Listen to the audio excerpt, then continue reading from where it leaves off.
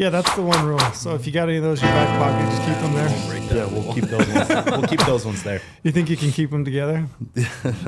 Yeah. Other than that, no rules. Feel free to say shoot your mind.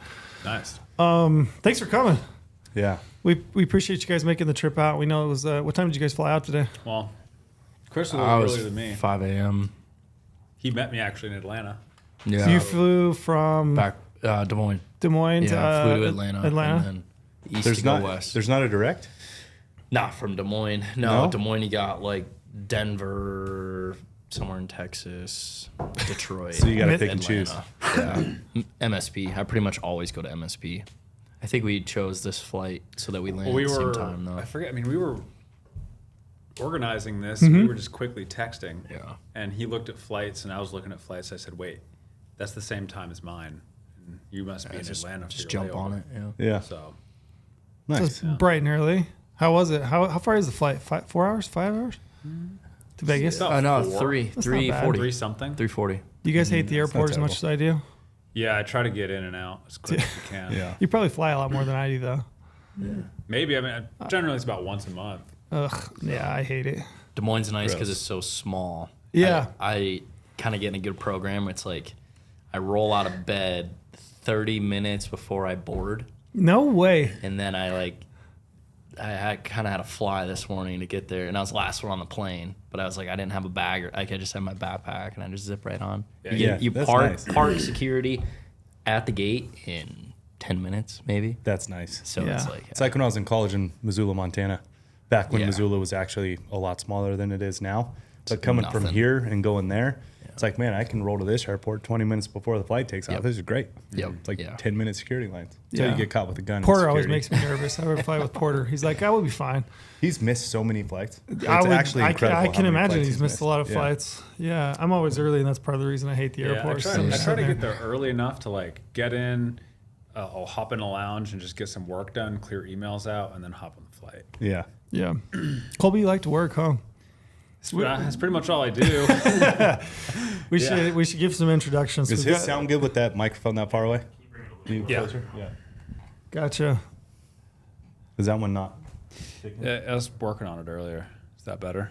Yeah. It works pretty good, but it's not perfect. That one's Yeah. a little wonky. I think you we got have the the wonky same one. one. It's very directional. Yeah. Yeah. So, yeah. Yeah, so we have Colby Hanley, Ultraview. What's your actual title? Owner? Technically, I guess. Founder? Founder, CEO, head potato in charge, whatever. free intern. Yeah. Head honcho. I bounce around all over the org chart, Yeah. depending on how I feel. Yeah. Gotcha. But you started it, right? Yeah. Okay. About 6.5 years ago now. You just were showing us some pictures earlier. Yeah. Pretty Yeah. wild. It's pretty wild. Yeah. You look stressed in that photo. Yeah. It was a photo of, well, the business started with a single $500 3D printer. Everybody still thinks our stuff's 3D printed. And so we started with one printer, and I justified purchasing that printer while a student in college because I was going to sell enough gadgets, archery gadgets, off that printer just to pay for the printer. So the picture was a room about this size with a rack of shelves and like a dozen 3D printers on it. That was like 6 months after I bought the first printer, and I just needed more and more and more because more people were interested in the gadgets. And so my buddy George let me borrow his basement, and I set up shop for the summer, and it was like the most fun. Like it was. I was gonna say you probably were less stressed Oh in my that god, it photo. was so much fun. You want to go back? Every There's no day was- expectation and no No. risk when it's that Yeah. level. It's just like, yeah, whatever. A fun little project, right? Oh yeah, I mean, I sunk my teeth into it. It was literally like a drug. Like I just couldn't get enough of it. And I mean, it became pretty. You were involved very, very early. Well, I took that photo. That was just the funny Yeah. part. Yeah. You took the photo? Yeah. So you've been involved since the beginning. Oh yeah. It was only like a year or 6 months where wonder- I wasn't. Yeah. You updated Really? your contact info. That actually makes that picture even cooler. Yeah. So I took the.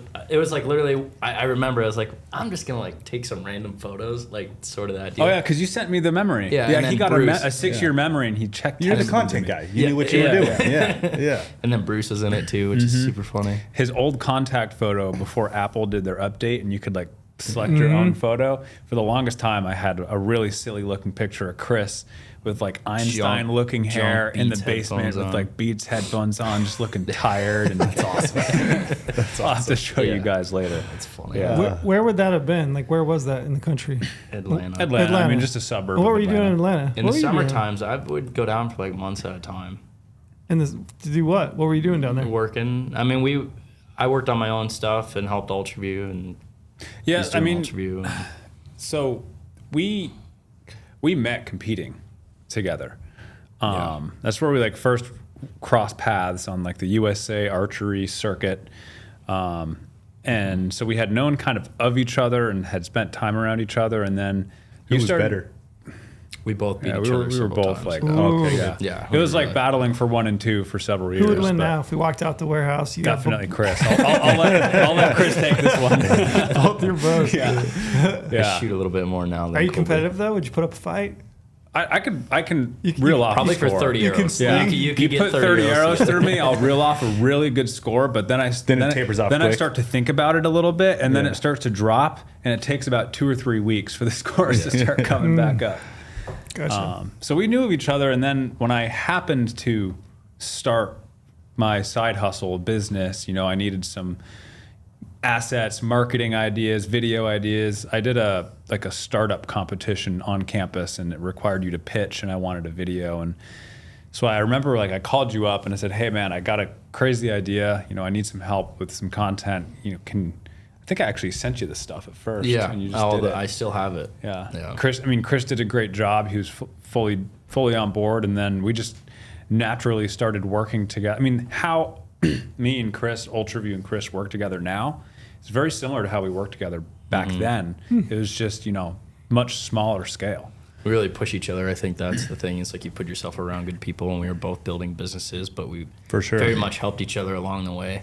Yeah, and we'll both if he's got something going on behind the scenes, he'll bounce it off me. If I got something going on, I'll bounce it off him. So Yeah, it just kind of all worked out. Yeah. In a It's cool nice way. to have those networks. Yeah, for Really sure. good.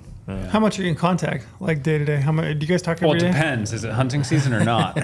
Love that. Every day, pretty much. Pretty much. Yeah, we'll at least text every day, and we call frequently. I mean, just work stuff or Yeah. whatever. I else, have. but Because how many days are you each hunting? Because I know you hunt a shitload. I do he's 100 plus exponentially days. more than me. Yeah. Yeah. So like Well, your I mean level that. of I'll only go on hunts if Ultraview requires it for content and stuff. I want Chris's job. That's what I'm working for. My background is very much the target side, and I love the engineering, product development. Making the equipment, Yeah. knowing, being really in tune with people like you guys on what you need, what you want, and I hyper fixate and focus on that. I will say since day one that has shown through. Since the day I met you, like that guy, he's in it. That's what we always talk Yeah, from about. the first you time I are met just- Kolby, I was like, this you guy are is so in it. he's which is inquisitive. awesome. Yeah. This is actually a story I wanted to tell. Is the first time I met Trail was in Utah on the tack shoot, and I'm like, who is this guy? Why is he in our group? Because I invited you. Who is this tool? He can't shoot. And then, 5 targets in, I'm like, son of a bitch, this guy's always in the middle of these targets. He knows what he's doing. I had a day. Yeah, you were You had a going good day? raw. That was the a good best- showing? Oh yeah, my it was gosh. it. It was it. That's the Well, trail I know. Yeah, I mean, I Look at show us. up, and then Chris is like, "Hey, do you want to come shoot with us?" And I'm like, "Yeah, that'd be awesome. I'm totally into that." And then we got Kolby jumping. I know Kolby likes to Yeah. shoot, and he's a good shot. And I was like, I guess I have to. Guess you gotta show up. I have to Yeah, get my shot. elevated every. Yeah, I gotta Yeah, be. I told you that. I'm like, Yeah. I can see how this works. I shoot by myself all the time. That's the reason I never get any better. Everyone I'm was just on high always the alert same. that But day. yeah, you shoot with people that are better than you. It's like, Yeah. what's the I'm saying? happy you made us proud. It's awesome. Yeah, I shot pretty good. I didn't end up winning out. I mean, they ended But up still, I they ended mean- up taking up. But for a few targets, I was doing all right. And there we go. Yeah. Yeah, I mean, you like it. No one actually. This is the first time you probably didn't even know this, but 2/3 through the round, I was standing behind you, diligently watching you, your execution, your form, really watching you do your thing. Wow, this guy knows what he's doing. Thanks, man. And ever since that day, I'm I've had a lot of respect for you and what you do, That's and awesome. then I've dug into go hunting more and I'll pay learned you all later. about what you guys are doing. So yeah, but Under the table. That was a paid for marketing spot right yeah, there. a trail endorsement. Sick. Right Nobody's there. ever said that, Yeah. so I'm soaking Yeah. it up. No, But that's awesome. I mean, I'm a engineering nerd, still am very into the Where's that come from? Dude, you know? it's got to be baked into my genetics. I have Are no your idea. parents?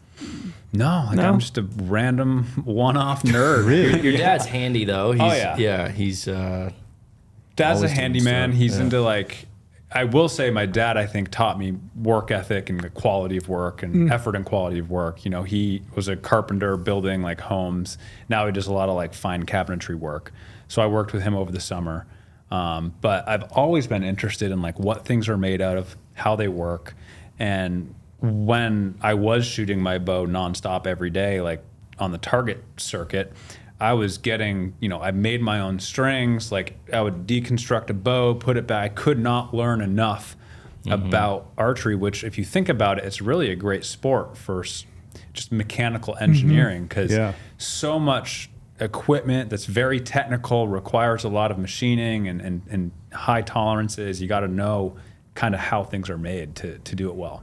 For sure. Yeah, I remember Kolby. He would make strings without any serving on them, That's just controversial. to try them, and then And you were shooting them? How'd it go? I love it. Really? Yeah. no I mean, servings around the camp. I wouldn't necessarily recommend it, you know, for bow hunting. How fast were you chewing through strings? Not too fast. Not that fast? No. No. I Really? would do it on, and I still do if I make my own set of strings, which I never do anymore. I shoot the stock ones, and they never go bad because I don't shoot enough anymore. But Yeah. Really on interesting. my target setups, I would do natural strings. You know, no color, no wax. Extra strands? A couple extra, yeah. Gotcha. And then no serving on the string. Just that much center serving. Wow. It was I phenomenal. would not. I didn't even know how that would work. But I mean, that's just core. works. That's the thing. Really? It's just. And that's You had core to like something to- Ultraview. Like we try to find creative. Whenever we get into something, we really start. There's a colloquial saying, you know, start with a blank canvas or start from the ground up. Like we literally do that, and we don't look at. We do look at what's out there after the fact in the design process because you have to be aware of what's out there. But when we're really starting, it's called phase 0, you know, of our design process, is we literally start with a blank canvas. And we bring in people like Chris. I mean, I'm always texting you ideas too, asking for your feedback. And I'm like, what do you desire? What are your goals? What are the objectives? What are your user needs? What are your pain points? And we attack them, we come up with ideas, and then we'll start figuring out how can we make this work, right? And you know, that's baked into Slider is we didn't start, a sliding sight's a very complicated piece of equipment. And we realized very quickly that ease of use with a sliding sight is like priority number 1. And so when you go through that actual design process, you really hone in on what feature sets are really important to the user. And then from the ground up, if you design your product's architecture to meet those needs, it's going to be a much better product in the end. And that's a little, you know, behind the scenes, I guess, look on some of our like processes on how we develop our products. Yeah. What was the first product you guys designed? You had a 3D printer. Well, what were you printing it was on? your it? little light this is thing. actually a whole Yeah. other story too. So the name Ultraview Yeah. comes from really the first real like big time gadget we sold. It was a light kit for really 3D shooting, like competitive 3D shooting. I had just moved down to Atlanta to, you know, finish my engineering degree at Georgia Tech, and the Southeast is full of 3D shoots. Every weekend you can go find one to shoot. So I was just hitting up 3D ranges, and I started setting up my sights, and I had to buy lights, and it was horrible. And I hated the up pin. I just loved a lens with just a sticker dot or a piece of fiber because I didn't like the obstruction. And so I bought a ultraviolet pen light off of Amazon, and I literally like taped it to the side of my riser, and I would kind of turn it on, and it would light up the dot, and I didn't need an up pin. And then I was spending so much time in the like 3D printing labs and maker labs on campus. I then started like deconstructing the light, making a mount for the light, the own battery pack so it could sit on the side of the sight. And so I would buy these. They were $19.99 Amazon pen lights, packs at a time, deconstruct them all. like 3D print battery kits and wire, solder them all together. And it used ultraviolet light mounted on top of your scope, and it shined into the middle of the scope. And it used ultraviolet light to help you see better. And we were coming up with the name of it. And actually, this is from George, too. I remember he texted me. He's like, ooh, I got it. Ultraview. Ultraviolet So light. he lays claim to it. Oh, yeah. Oh, yeah. I'll give him full credit on the name. Nice. And so, but all a great right, name. that's it. It is a great name. But that was for the light kit. And so funny. This was when Facebook Live was like a thing. And their algorithm prioritized live videos, and you could get a lot of traction. And this is just pure luck. George is like, let's put up a Facebook Live and tell the world what we got going on here. And so I'm like, all right. So I very quickly put together an Etsy store. The only online platform I knew how to sell things was through Etsy. And, I'll give it to him. It was actually a really good storefront for small business. So Even in the archery world, huh? Well, you just give them a link, they'll go to the link. Huh. Yeah. So I made an Etsy store, and we went live, and the caption was, check this out, available now, put the link in it. That video took off. And overnight, I sold a whopping, 35, 40 units, but I only had enough parts to make 5 or 10. And I'm like, holy shit. I have all So these. you were buying them from Amazon, deconstructing them to get the light thing, and then putting that in. And this is when I started to lose my sanity, because I was like, holy shit, I have all of these people, I have their money, I got their order, I don't have enough parts to make everything. I still really haven't figured out, production, long-term things. So then I'm like, all right, I scramble. I bought more inventory, started, got another printer, started cranking them out, and, started filling orders. And then ever since then, that snowball's grown bigger, and we still have the same thing. I mean, I have some in the shop. Still like the it? little clips, and I still have some. Yeah, and so ever since then, it's been we need to sell as much as we can to buy more inventory to sell more. That's the same game we've been playing for 6.5 years, just bigger. Yeah. Were you recruiting Chris to help you build light kits? You probably put a couple together. I don't You know. getting all your buddies together? I remember cleaning parts was a thing. 3D Oh, printing you'd cleaning. cut your fingers all the time. I have so many scars. There's one right here because I'd use razor blades to clean up all the 3D prints. My hands are sliced to pieces because of that. Oh, I'm sure. It was a thing, and that's when Brewer Zach Harris was around. Kolby would print a bunch of parts and throw them in a 5-gallon Home Depot bucket, and it's support material is what it's called. Right. So when it prints, it needs there's certain parts that you gotta pop out. So fire and literally, stuff. I would run. Yeah. George's It's a kids wonder did it I'm too. still sane. Literally, I had my dorm room full of 3D printers. So much so. You're living in a dorm?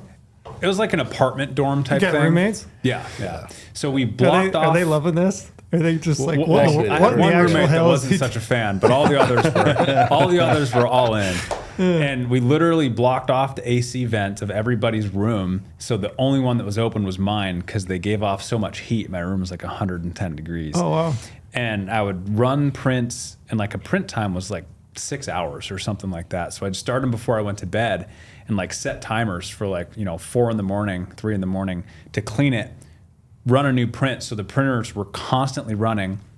I would fill a 5-gallon bucket of parts, run them all week. And then every Friday I'd go see Zach at the Archery carry Learning them Center. across campus down to his car. I'd give him a part of fresh prints. He'd give me clean prints, and I could not wait to lock myself in my room from Friday to Sunday and just fulfill orders. I would use all my free printing not to print out essays, but to print shipping labels on campus. Oh, wow. And so Man. I would. So that's your weekend. Yeah. I would Your lock college myself experience in. and mine are vastly Very different. Very different. Yes. You weren't home on a Saturday? I can't honestly even explain how different our college experiences were. Oh my gosh, it was so much fun. I couldn't. How long did you do that? Did you graduate? Well, the story I kind of just told, I did that for about a semester until it got big enough to where we went to the basement, the picture I showed you, and I would then drive off campus, and the business was kind of separate from my campus life. But I did that for about 3 from your semesters. dorm. Well, what's funny Unreal. is he had those bunk beds, where it's the bed was only up on top. And then all underneath, he had cardboard and soundboard foam over Actually, it. if you go to you just said you were looking at his old videos. I have that. Yeah. If you go to his old videos, you can see me geeking out being all weird. Like little windows in the cardboard so you can check on them at night. And How was your dating life in college? I was just going to get into that. It sounds incredible. Funny enough you say Colby that Slade. because Just cutting a wide swath. I knew I met the right girl when I showed her what I was doing, and she was pumped up about it. And I remember, like, I was nervous at the time. It was in the back of the archery shop. I had a first date with her, and it went well. And Did you go to the archery shop for your first date? No, it wasn't the archery shop, but it was very shortly after. I remember I was really nervous bringing her in because it wasn't anything pretty, and I brought her in, and like it was so cool to see that like she really believed, in what I was doing, and it wasn't like, what are you doing here? Like this is kind of gross. Like that toilet's disgusting. Like, and she like, I could tell that she believed in like the vision and what I was doing. And you know, now that I obviously know her and her family and her upbringing and all that, it makes a lot of sense. But like that was kind of special for me. So my dating life was great. Yeah. I mean, if you spend any time around you can. It doesn't take that long to kind of see that there's something pretty unique about you, like the way that your brain works, the way that you speak. I mean, you sat down here for 10 minutes and you were like, "Oh, what's this? Did you guys have these custom built?" And you're like playing with them, tinkering with them, things. You can tell pretty quick that you've got something going. My mother-in-law always makes fun of me because we'll be at a dinner, like a family dinner, and I'll be like analyzing the placemat and trying to like running through the scenarios in my head and how they manufactured the placemat at dinner. Is that exhausting? There's something wrong with me, like I'm mildly autistic or something. I don't know. You get tired? Is that exhausting? Do you just constantly? He gets tired. I bet. I'm working on this a lot, but I will run myself like almost to death. Yeah. So this is another Ultraview story. funny Another Ultraview story is around the same time of, you know, our back at the archery shop, basement, side hustle. I was doing a side hustle business, getting an engineering degree at Georgia Tech, which in itself is a lot for most people. Doing undergraduate research on campus in a very advanced battery lab. That professor actually now has like a $5 billion company in California making batteries. because of what you guys did, probably. Because a lot of what we did, I guess. You're like, damn it, and my love for archery. I could have been making batteries. And I was working nights downtown. I was broke, like a broke ass college. I shouldn't have bought that 3D printer. And the only reason why I did is because I'm like, okay, I'm going to sell enough gadgets off of here just to pay for it because I want one. And so I was doing all of that, and I would literally sleep like 4 hours, and my diet was horrible. I would buy once a week. I would go to Walmart, and they would have in the open cooler section, they would have shipments of like what were supposed to be frozen burritos on like clearance because they needed to move them. So it was a 3,200 calorie burrito for 50 cents. Even you picking out burritos It just makes sense. It honestly just makes sense. You're looking for the most calories for the least amount of money. I would do that. Chris, maybe I am mildly autistic. Hilarious. I would have a pack in the local Walmart, which was right next to the archery shop. I would spend like $36 on groceries a week, and I would know the exact path and the exact thing that I would grab. And I was pretty much just eating these burritos, like one at like 10:30 in the morning and like one at 8 o'clock at night. And after about a couple weeks of doing that, I'm like, George, like I'm back up. I'm back up. No, I'm like, dude, my like heart is going off. Like randomly throughout the day, my heart will literally just be like. And he's like, you have to go get that checked out. And he made me all nervous about it. Yeah. And I went down to I scheduled like kind of like an emergency visit at like the emergency care or something. And they hooked me up to the EKG thing. And I remember the doctor came in. She's like, so what you got going on? And everything I just told you, I kind of told her. She looked me in the eyes. She said, honey, you got to slow down.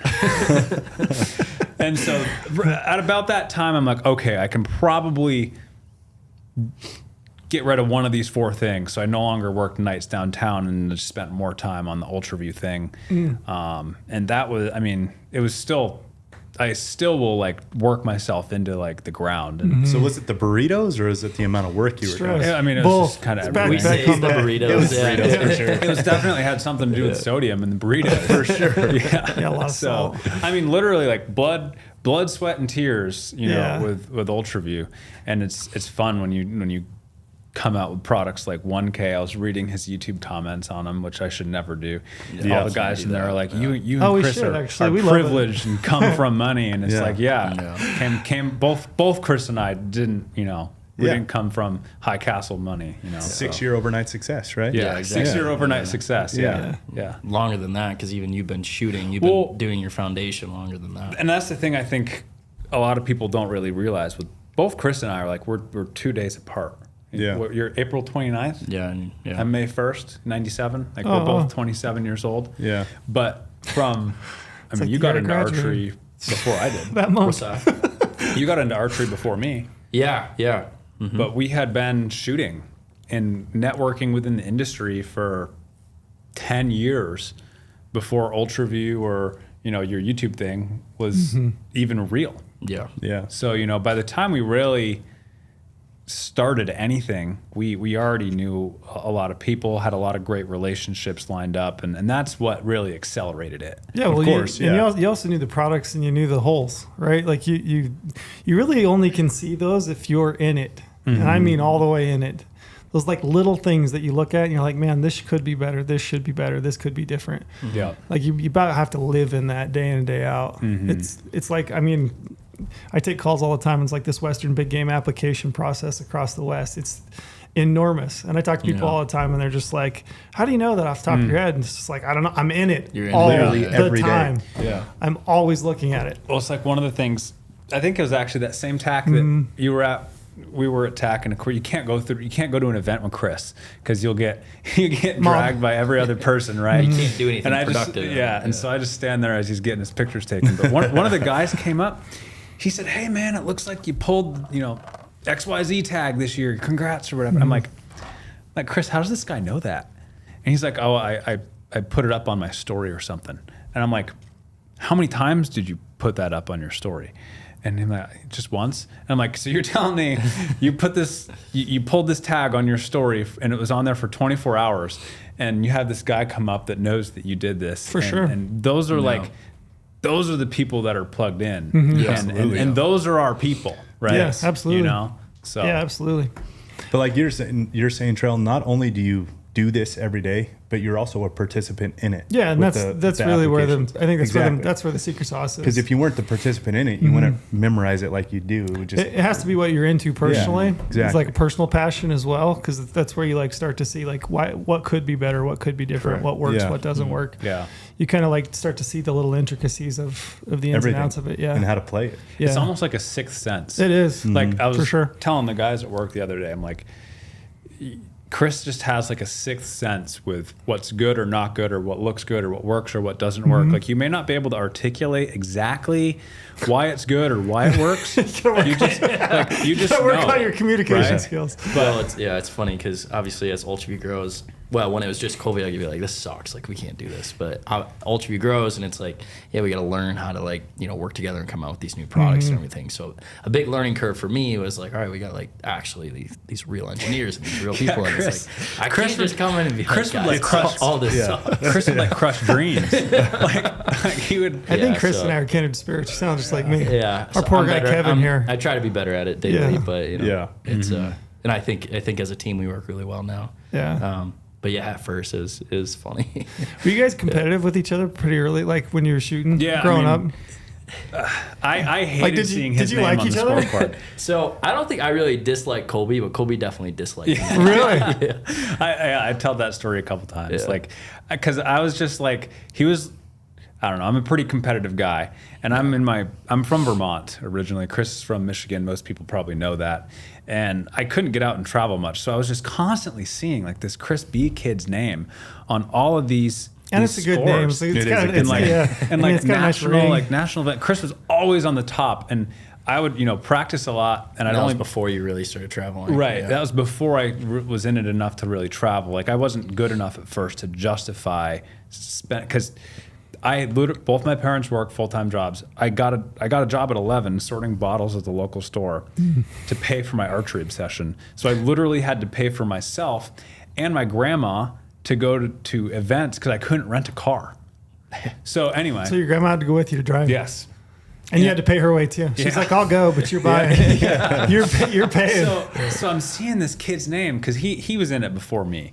And I'm seeing this kid's name on all these scores. I'm like, who the hell's this kid? Who's this crispy kid? So before I even met Chris, I'm like, he's my arch nemesis. You built it up. In your head. You're like Jordan in the last dance. You're making up stories in your head about I didn't even know him. what he looked like. You know, He's like, he's a devil. And so for probably through high school, and by the time we were in college, like we were cordial. And, for sure, and fine. I mean, but definitely through high school, I was like, gotta beat this kid. I gotta beat this kid. Like, who's this Chris guy? Yeah. And it was funny. His dad is crispy too. And your dad would compete. Yeah. Like, he's competing in 2 divisions. What's this guy doing? He's that good. You really did have it built up in your head. Oh yeah. Going a little crazy. He shoots youth and adult. Yeah. God, that's wild. That's crazy. What? So from you did the light, and then did you always have in your mind like, I want to make this more, or was it just like, I'm going to do this light thing? We're building the plane in the air, man. I'm hoping we have landing gear when we have to land. Because to the light, it was. I think it was in Venture Prize. I'd talk about that. Yeah. Yeah. So in Venture Prize, which is super cool. Yeah, that was very much like a blessing. Sure. You know, when I look back on my life, like there's several very distinct things that I'm just like, that has to be like the perfect time. It's just a little weird, you know. So in Venture Prize, that's another whole story, which that actually comes after the 3D printed light kit that I was deconstructing from Amazon. This was probably like a year and a half after that, where the side hustle still kept getting bigger. I'm like, why do we even have a light kit? Like, why is this thing separate from the scope? Like, why can't we not just put the light in the scope? And so I started tinkering around with an idea of just integrating the light to the scope. And you said, you know, how were your roommates with all this? Most of them were very supportive, and they had been at Georgia Tech forever. I transferred to Georgia Tech. I tried to save money to stay in state as long as I could. And I transferred like 2 semesters in to finish my degree. And they had all known of this. I didn't even know of it. Inventure Prize, I know a lot more about it now. It's actually the nation's largest undergraduate invention competition. Started at Georgia Tech. It's now all ACC colleges. And it's very much like a startup competition. Now that it's gotten larger, it's not just an invention competition. It's like a startup competition. It's like Shark Tank. Yeah, very Shark Tank. Right. And so all of my friends like literally had to force me to enter into it. I'm like, fine, I'll do it. And that's one of the reasons why I needed Chris's help with some of the marketing and pitching and storytelling. And I just happened to like blind luck find myself in the finals. They take 6 finalists. It's Shark Tank. There's 3 judges, live studio audience. They broadcast it through Georgia Public, whatever. And you know, they do the whole makeup. It was the whole thing. Were you apprehensive to like enter because of like what this thing was? It was like so niche. So you're like, this is like an archery thing. People aren't going to get it. You know, one of the things I've always struggled with is like being kind of self-conscious with just archery. Like I'm like, why? Like this is, you know, you're not loud and proud. It's not like a huge like thing. You know, all of the other things were medical devices. They were like massive apps. They were, you know, huge like pieces of like very useful like construction equipment or whatever. And I got my archery gadget. So I was always very like, I could see that. Yeah. And so, but from the outside looking in, all of my friends were like, no, you have to do this. Like you'll win. Cause I guess they could see the passion. Right. So I entered in and, you know, I happened to win the competition, and that was in 2018. That was the deciding factor for me that this is not going to be a side hustle. This is going to be like my full-time career. I clearly have some sort of entrepreneurial something in me. And so I jumped full in. In winning, you get $20,000, no strings attached, seed funding, patents, and acceptance into their startup accelerator program. Oh, which is big. So I immediately dove into Georgia Tech's like entrepreneurial ecosystem. And that was a huge, like, life-changing thing for me. What do you think you'd have done if you got second or third? Planes, right? Yeah. Like, would you have given up on it? I was so the thing is I had my dream career lined up. I'm a nerd. You said it. I didn't. I was thinking it, but I wasn't. We didn't say it though. We were being nice about it. Yeah, I was. But now that you threw it on the table, so I'm gonna run with it. Yeah. My degree was materials science engineering, and I was very much into aviation, commercial aviation. I wanted to be a material scientist on the internal fan blades of commercial jet engines. Oh my Lord. The most specific, weird thing. So Yeah, why so specific. specific? I just love planes. Weird thing. And He has a little plane tracker on his phone, and anytime he I can sees one up tell in you, the like, air, if he'll, there's Oh, a really? plane's stop. overhead, Yeah. like 9 times out of 10, I can tell you what it is. Wow. And once again, it's maybe the engineering, the mechanical engineering, all of the stuff that goes behind like a plane is just fascinating to me. Like that thing should not be in the air. Yeah, But- it's a magic trick. How does it work, right? Yeah. So I The had difference that. between you and I is I'm just chalk it up like, to like, cool, oh yeah, it's yeah. a magic trick. It's Yeah. really cool. You actually go and digest why it's flying. So I'm just like, I wish that damn thing was on time. yeah, right. That too. It's like I wish mine had better TVs in it. Yeah. It was old. And so I've literally like every pound you can save in a plane like equates to dollar signs. So my whole brain was analyzing how do you save weight, how can you make efficiencies, like. So, but anyway, I had my whole career lined up, like my literal dream position at the right company, had everything, paperwork signed, and it was a lot for me to make that call and go, hey, like I'm not going to be working for you guys anymore. Like I got this side hustle thing that's This really archery taken off. This archery thing. Yeah, and it was Light. It's Have this you guys light heard thing. of a compound bow? I'm gonna go that route. And the lady was so funny. She was like, honey, you go be successful. She's like, when you make it big time, you call me. I want to go work for you. So that was kind of a good feeling. She work for you now? No, I should go find her. Yeah, I should go find her. Yeah. Yeah, But if you got that'd be- second or third, that'd do be you awesome. think you would have done that? If I had got second or third, I probably still would have gone with Ultraview, honestly. But if you got out early, If I didn't make it to the finals, it honestly, I probably would have like said, found someone to kind of run it and just go through it. It would not be probably what it is today for sure. It may still be around. It would probably be 3D printed grip still maybe. Yeah. But yeah, because when Ultraview was the light kit, and then very quickly I started thinking like, well, what else can I do with a 3D printer to sell gadgets? Now there's some things you can do with a 3D printer and it works fine, like grips, enclosures to light kits, release accessories. There are other pieces of equipment that don't work great if it's 3D printed, right? So we were like grips, knobs for releases, finger accessories, light kits. So we started making all those, and there was a point in time where we're like, do we want to keep the name Ultraview? Like that was just the name of our first product.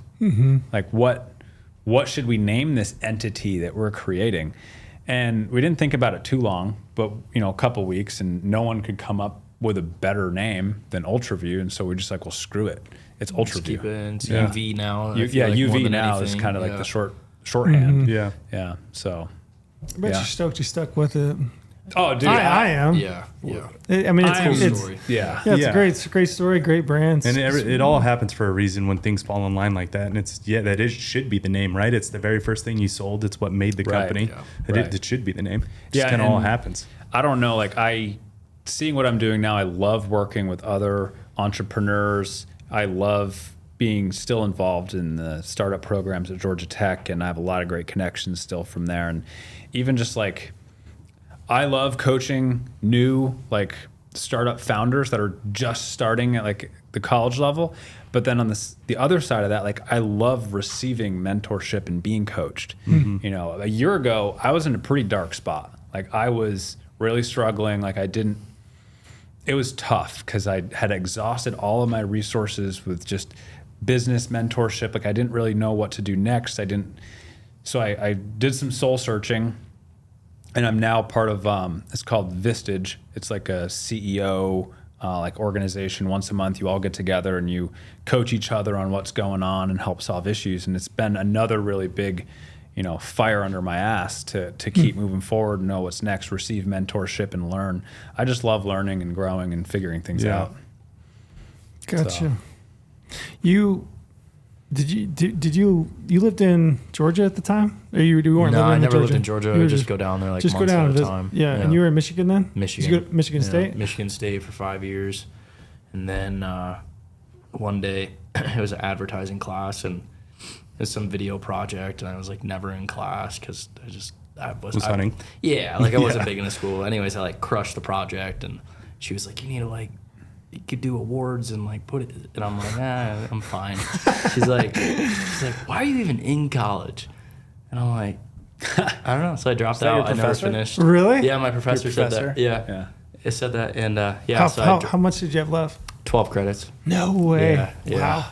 Yeah, I do wish like you're fine. I fine. love that I didn't, but because I'm totally like against the system type of guy. Yeah. I guess like I don't. Nothing I got from the only thing I got from college is like some good friends and mentors.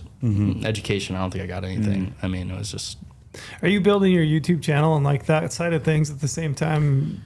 Yeah, so Ultraview's kind of building and you're working together at the same time. It's it's almost like when I see the two of you and like the chances I've had to paths. It's like so congruent. You're working like different avenues into like different types of the business, but then they link back together so seamlessly. Correct. And like they work so well together. Super successful. Yeah, I agree. All the projects we work on together. And each side helps each other. Yeah, it's There's very content marketing synergy. and the engineering on the other side is perfect. Serendipitous almost. I mean, honestly, had we been located in the same spot, like we may even be like business partners. Yeah. I mean, I don't know, but typically you see there's a lot of synergy. You'll find like two partners that complement each other really well. Yeah. And so, I mean, maybe in a different life that would have happened. But. Yeah. Were you looking at him building his YouTube channel and working that route and going, what are you doing? No, I mean, no. His first videos I loved. They were great. Early on, I just really took to video and film and editing. Like I really I enjoyed that, and I still enjoy that from time to time. So what do you like about it? The storytelling and the building something and then watching it back and seeing it. I mean, no different than a product or anything else. It's like you are building something start to finish.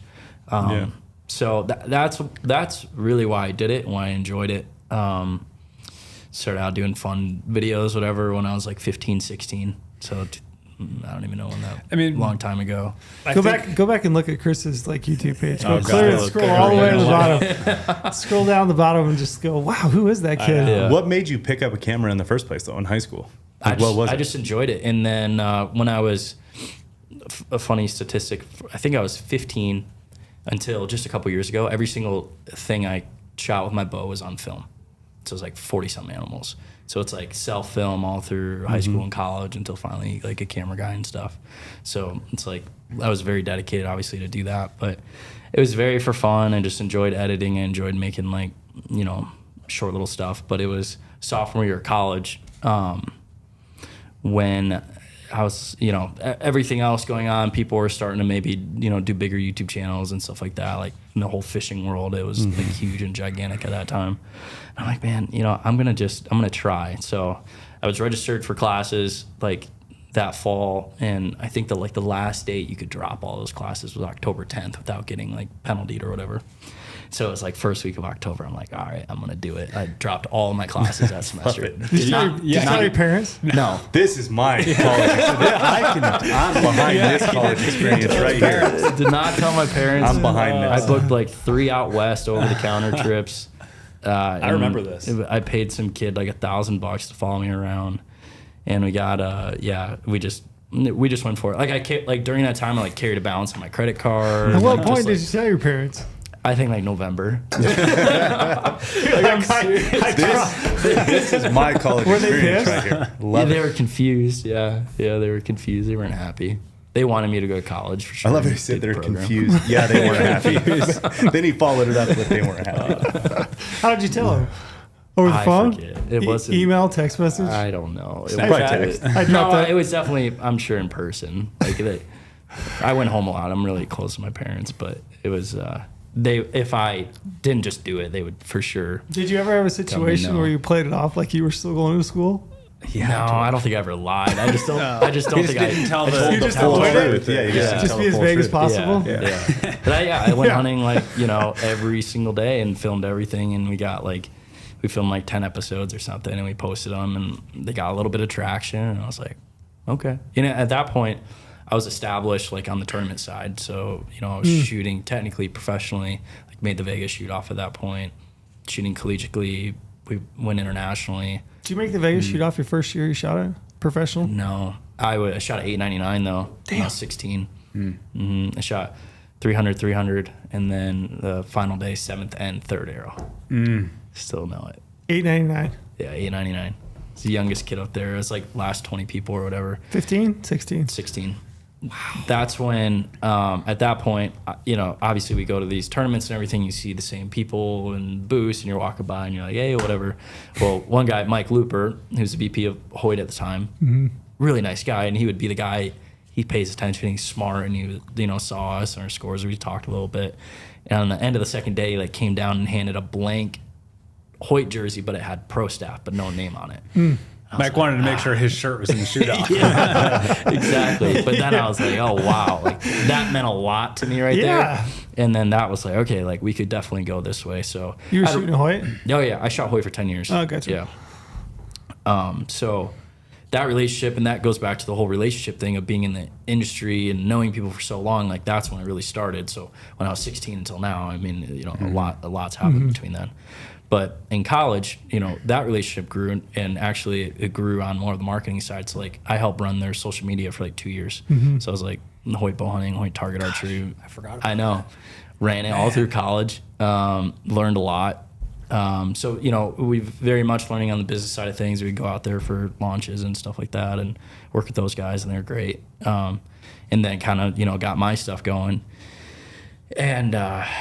I really think that moment sophomore year was my kind of moment, like an adventure prize moment of like, okay, we can actually maybe do this. So I started taking it a little more seriously, actually paying people and, doing that whole deal. Made LLC. Either of you ever like have a plan to like make money off of anything, No. either thing that you were doing?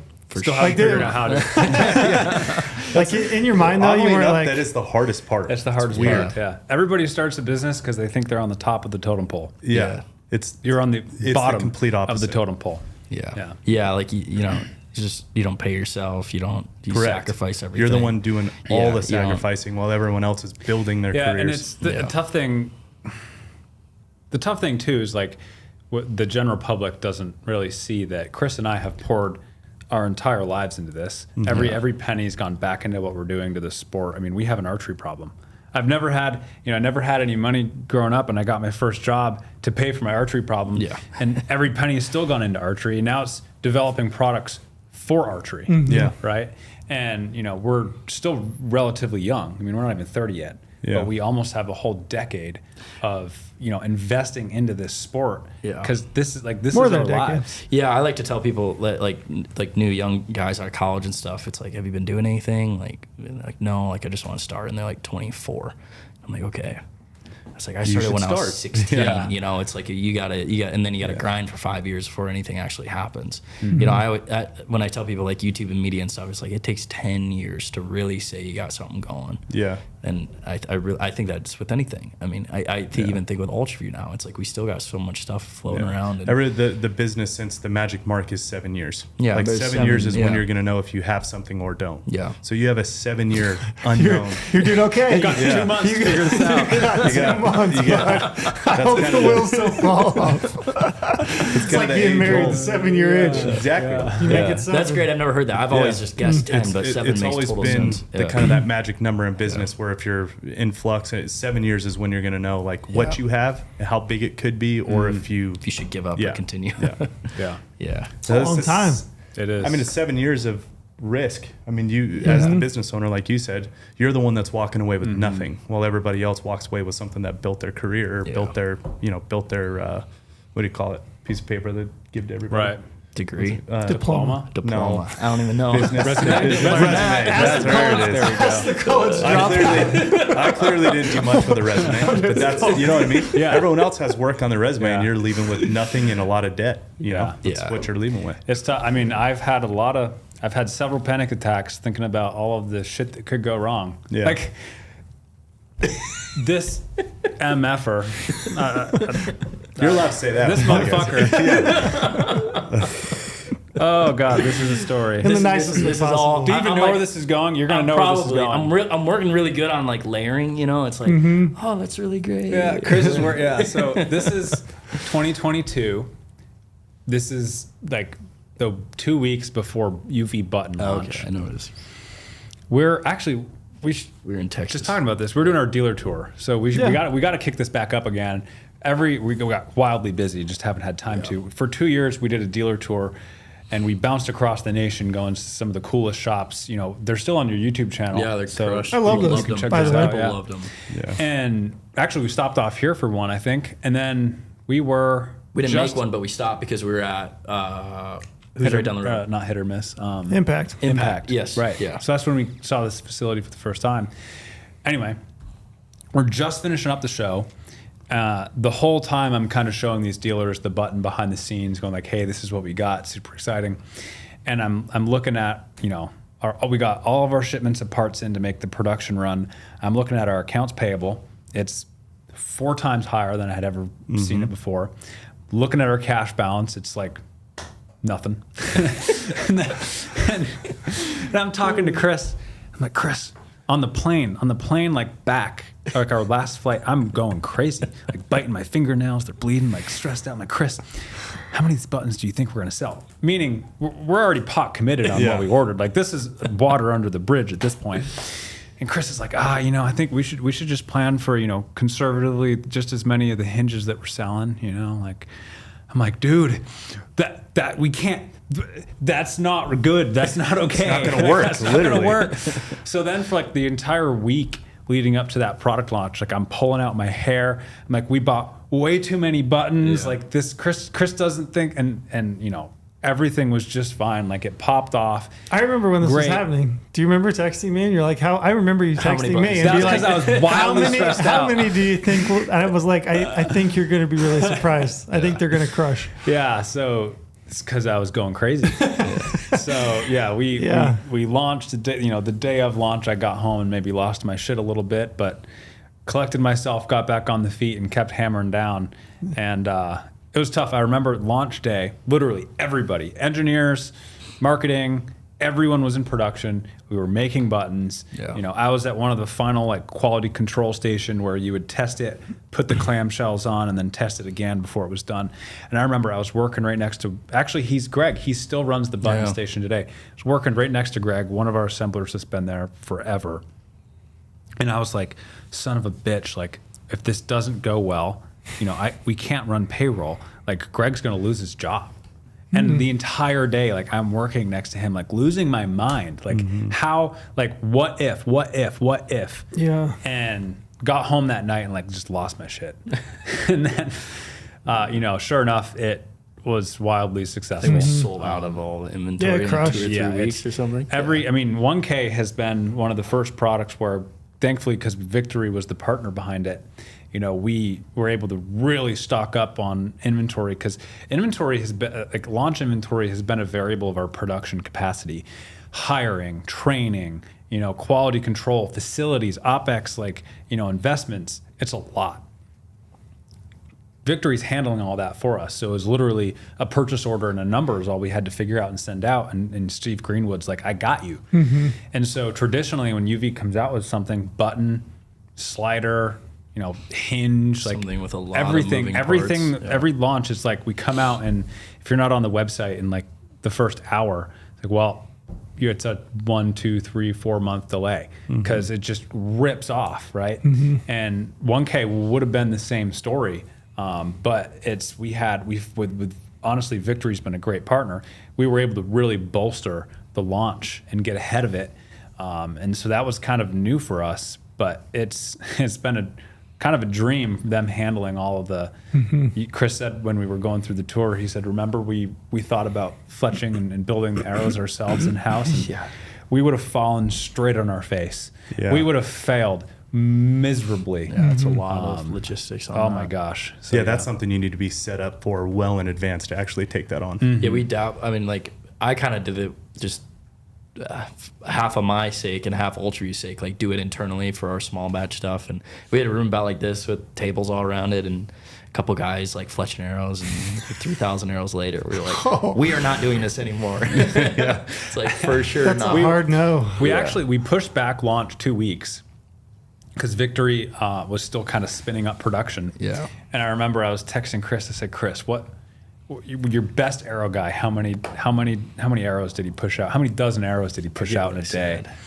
And I was like, I was running the numbers on, how many Victory kicks your ass, by the way, because I'd hope so. I ran the numbers, but I was running the math. Like I said, 12 dozen I'm like, in a day. How many people do they have on our arrows? Are they making them fast enough? They need to make them faster. And so we decided they weren't able to. We were a little, behind for some logistics and shipping and issues. So we pushed back 2 weeks so we could get some shipments in. But yeah, it's a lot of work putting those things together. Yeah. And to see their facility, we were just, I guess you weren't there, but wish you were. That'd been awesome. That would have been cool. Probably 3 weeks ago now, I was telling you guys, I was at their facility.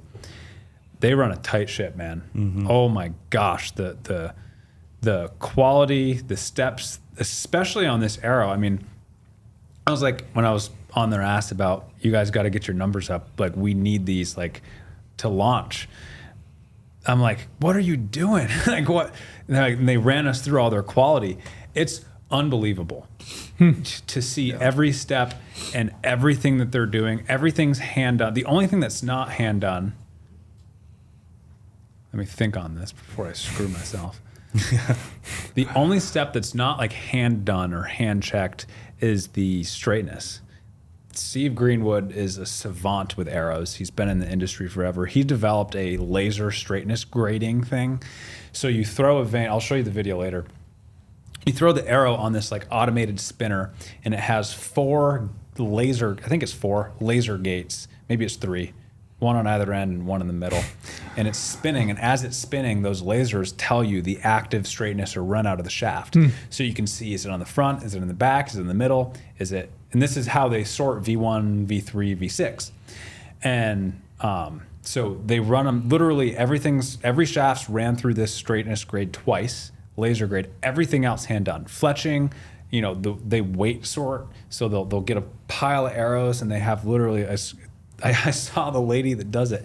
Like they'll weigh the arrow, look at it, and then they weight sort them into the 6-packs. Mm-hmm. Each 6-pack's within half a grain, and they'll weight sort them all right there. They're hand cut, hand fletched, hand wrapped, and just the attention to detail. Some crazy stuff too that I could probably you wouldn't even do. I forget what he was saying about squaring up the end of the arrows, and keeping them.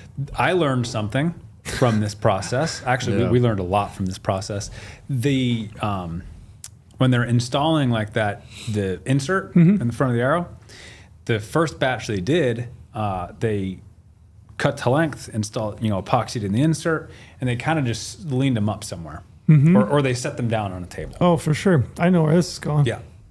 And then you have to store them completely vertical. Yeah. Yeah, or you get different you get glue on one side or the other, especially if the glue's. So then they spun them, and they had some wobble. So thankfully those were 30-inch arrows, so they could cut it off, and they could fix those. So now they literally made like a custom vertical jig where they epoxy in the outsert, they put it in this jig that keeps it vertical and all that. So yeah, I learned that one day building arrows. I'm like, this is kind of weird. I kind of always stand mine up dang near vertical. I wonder if that's why I don't have problems. Yeah. Maybe I do. Maybe you're just a better arrow builder. I want to talk more about arrows. I want to know why an arrow.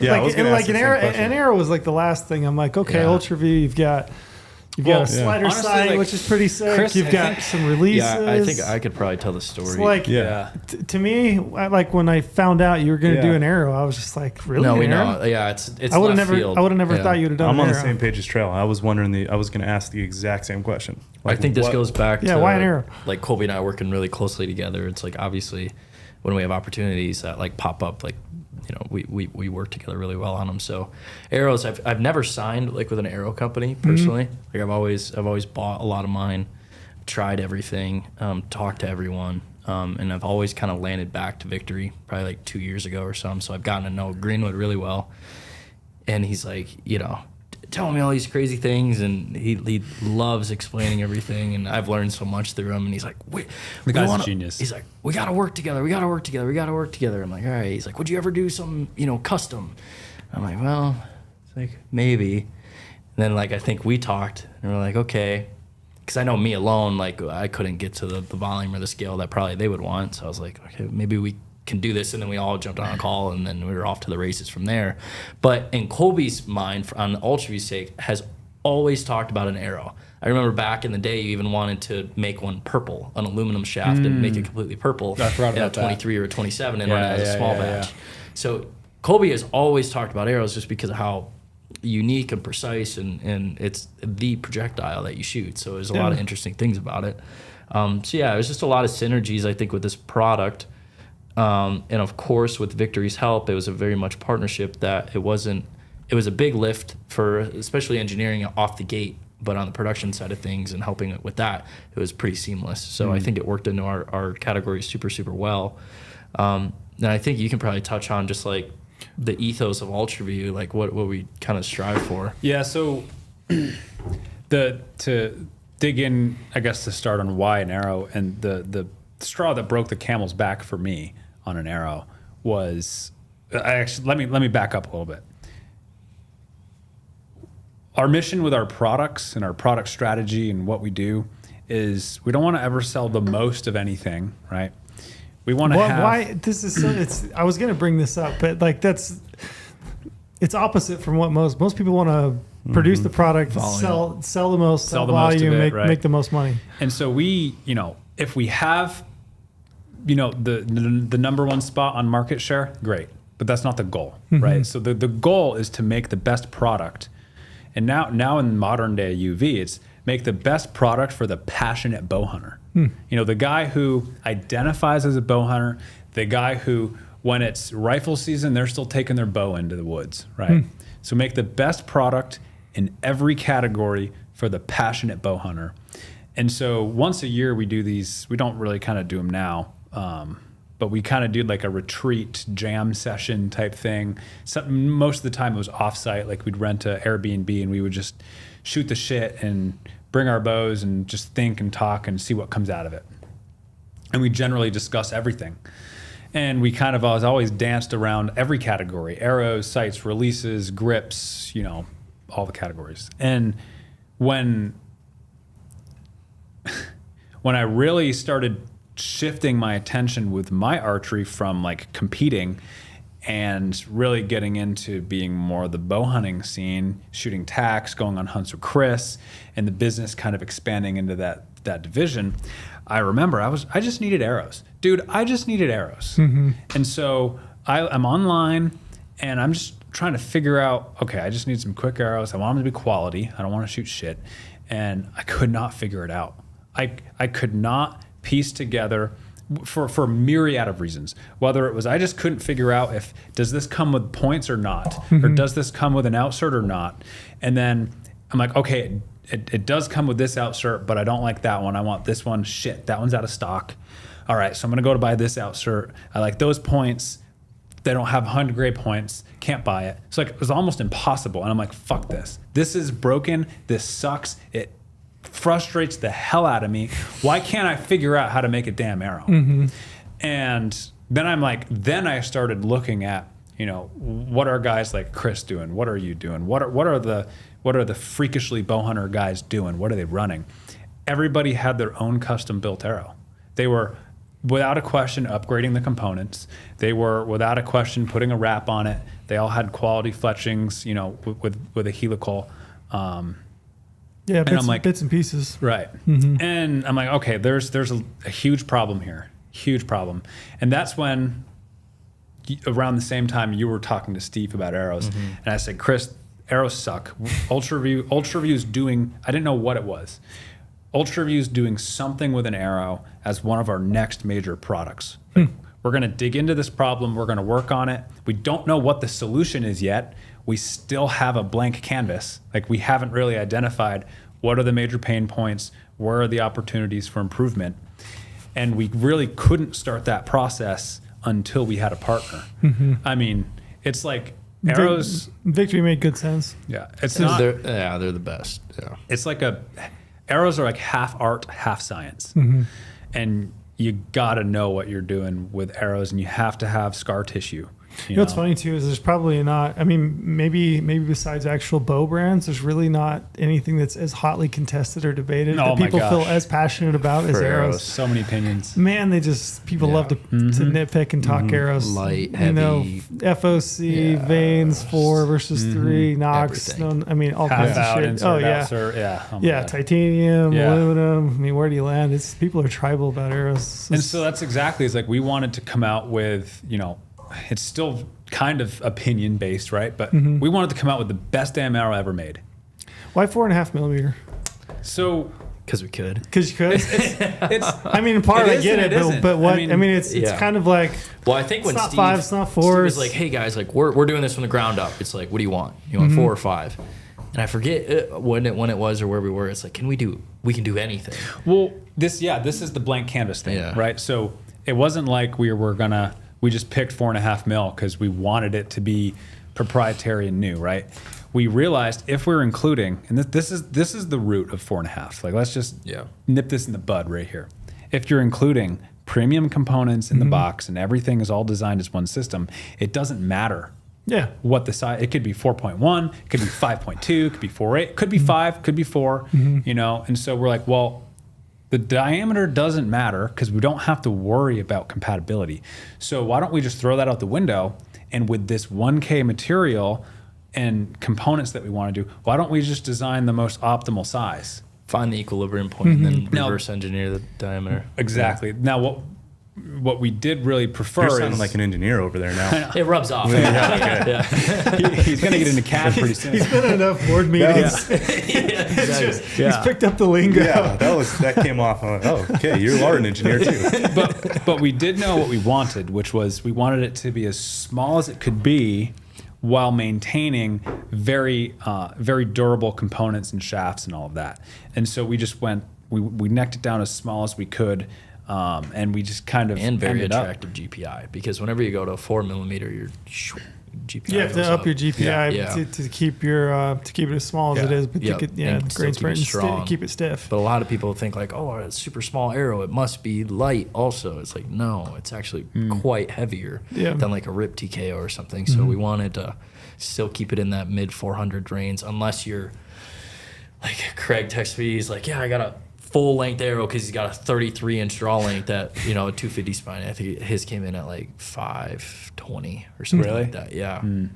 But besides that, you should be like mid 400s, high 400s right there, which is ideal and perfect. And I've talked about that forever, and you're probably right there too, right? Yeah. It's just.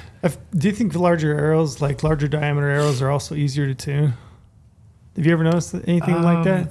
I just remember like the old gold tip pro hunters, or you know what I'm talking about, like the 246s. I've never messed with those. That was an arrow that I could always put through anybody's bow. I will say, you kind of lost out on like some of the advantages of like the micro, and then it just didn't do as well in the wind. It didn't penetrate as well, but it was so much easier to tune. And I never knew if that was a relationship to like the actual diameter of the arrow. I shot a lot of 4 millimeters. Yeah, like the Procoms and VAPs and the VAP TKOs. And then I went to the RIP TKOs because like, why am I shooting 4 millimeters? Yeah, I'm like, it doesn't really, like, what am I gaining here? So then I made some 5 millimeter RIP TKOs. I shot like incredibly well. We had this conversation too because we started doing these, and Kolby's like, how are they doing? And I'm like, good. Like, I don't see anything wrong. And typically when it's good equipment and you're a good shooter and you got everything good, it still should be good or slightly better. Yeah. It never should be worse. And only when it's worse are you like, oh yeah, okay, there's a problem. So when you a guy like you or me pick these up, he's like, yeah, I'm still shooting like really good. And you throw broadheads on, it's like, yeah, that was really quick to get good. So that's how I felt with the 5 mil. So that's when we kind of were like, do we need to go down to 4? It's like, no, let's find that sweet spot right there. But then, where guys are like, the components are all different, and we get that. It's like, no, it's still the same field point. It's like any broadhead works on it. It's still 4 millimeter knock. Like the knock's 4, which is big. So it's like, we got a collar on the back for the knock, and of course our outserts custom. Yeah, and I've seen now that we've read a lot of comments on these arrows, or at least I have. Probably Don't shouldn't read the be. comment section. Probably shouldn't be. But arrows is so controversial. Right, It's yeah. like a And broadhead. so everyone's like, oh, it's the same shitty. I read your comments just for fun. I was like, I want to It's the explore same this. shitty 4 mil componentry, and it's like what they're forgetting is it's the premium stainless steel core aluminum outsert, but the core is larger than a 4 mil. It's I don't know what the percentage is, but it's much stronger than a standard 4 mil component. And so we've seen, and really the largest innovation was the 1K material, That's what I was going to ask next. which ties everything together. Which is why Victory is so. I mean, they are the carbon people because of just how they Are who they not work with using and- this in any other arrow? No. So is it a different carbon or a different weave? It's a 1,000th weave, so it's a 1K weave. So it's a smaller weave. Smaller weave, and the TKOs are a 3K. 3K weave. Yeah. So 3K you can on a see that 45. it gets bigger, and ours are super, super tight. And I think they have a patent on that. So Yeah. no other arrow company The can do parent that. company of Victory is they own one of two maybe vertical supply chains on carbon, and this this material in the world, I think. globally, Yeah, not just globally, and this It's a material, little business. Just Yeah. small, little, tiny. Arrows are like the bastard child of your company. Exactly. Their medical side is probably Yeah. just Gone. astronomically But big. you say that, and one of the things with this material, there were two big concerns with this 1K material, because in our launch film, I think I say something like, just give us your best material. We literally were just like, what's the best material you got? And we have this 1K, but we've never really come close to it because cost and because of the supply chain. We can't, we're not sure we can get our hands on enough of this material to make this. And then we were like, well, we want it. So then one of their first hurdles that they had to get over was figuring out, can we even get enough of this to make arrows? They figured it out. Steve Greenwood literally hustled his way through all their sister companies and procured the whole supply chain of 1K for arrows. Step one was done. Step two was the cost. Obviously these aren't cheap arrows, but out of the gate, if we didn't work on lowering the cost, these would have easily been $250 a 6-pack, if not more than $250 a 6-pack. And you can see that the cost was really, how do we make this very streamlined? How's the production rate very high and efficient? And you only have 001 arrows. That's a result of the 1K material, the size, the 4.5 mil size, the ratio of the wall thickness to the ID to the OD. And so when they're making these things, it's something like 97% of everything off the mandrel is 001. So there's very little scrap in the manufacturing process, and there's 3 SKUs, which arrows, guys, think about this. If you're going to put an arrow together, vanes, nocks, wraps, outsert, collar, shafts, you have hundreds of SKUs that you could pick from. There's 3 SKUs with this.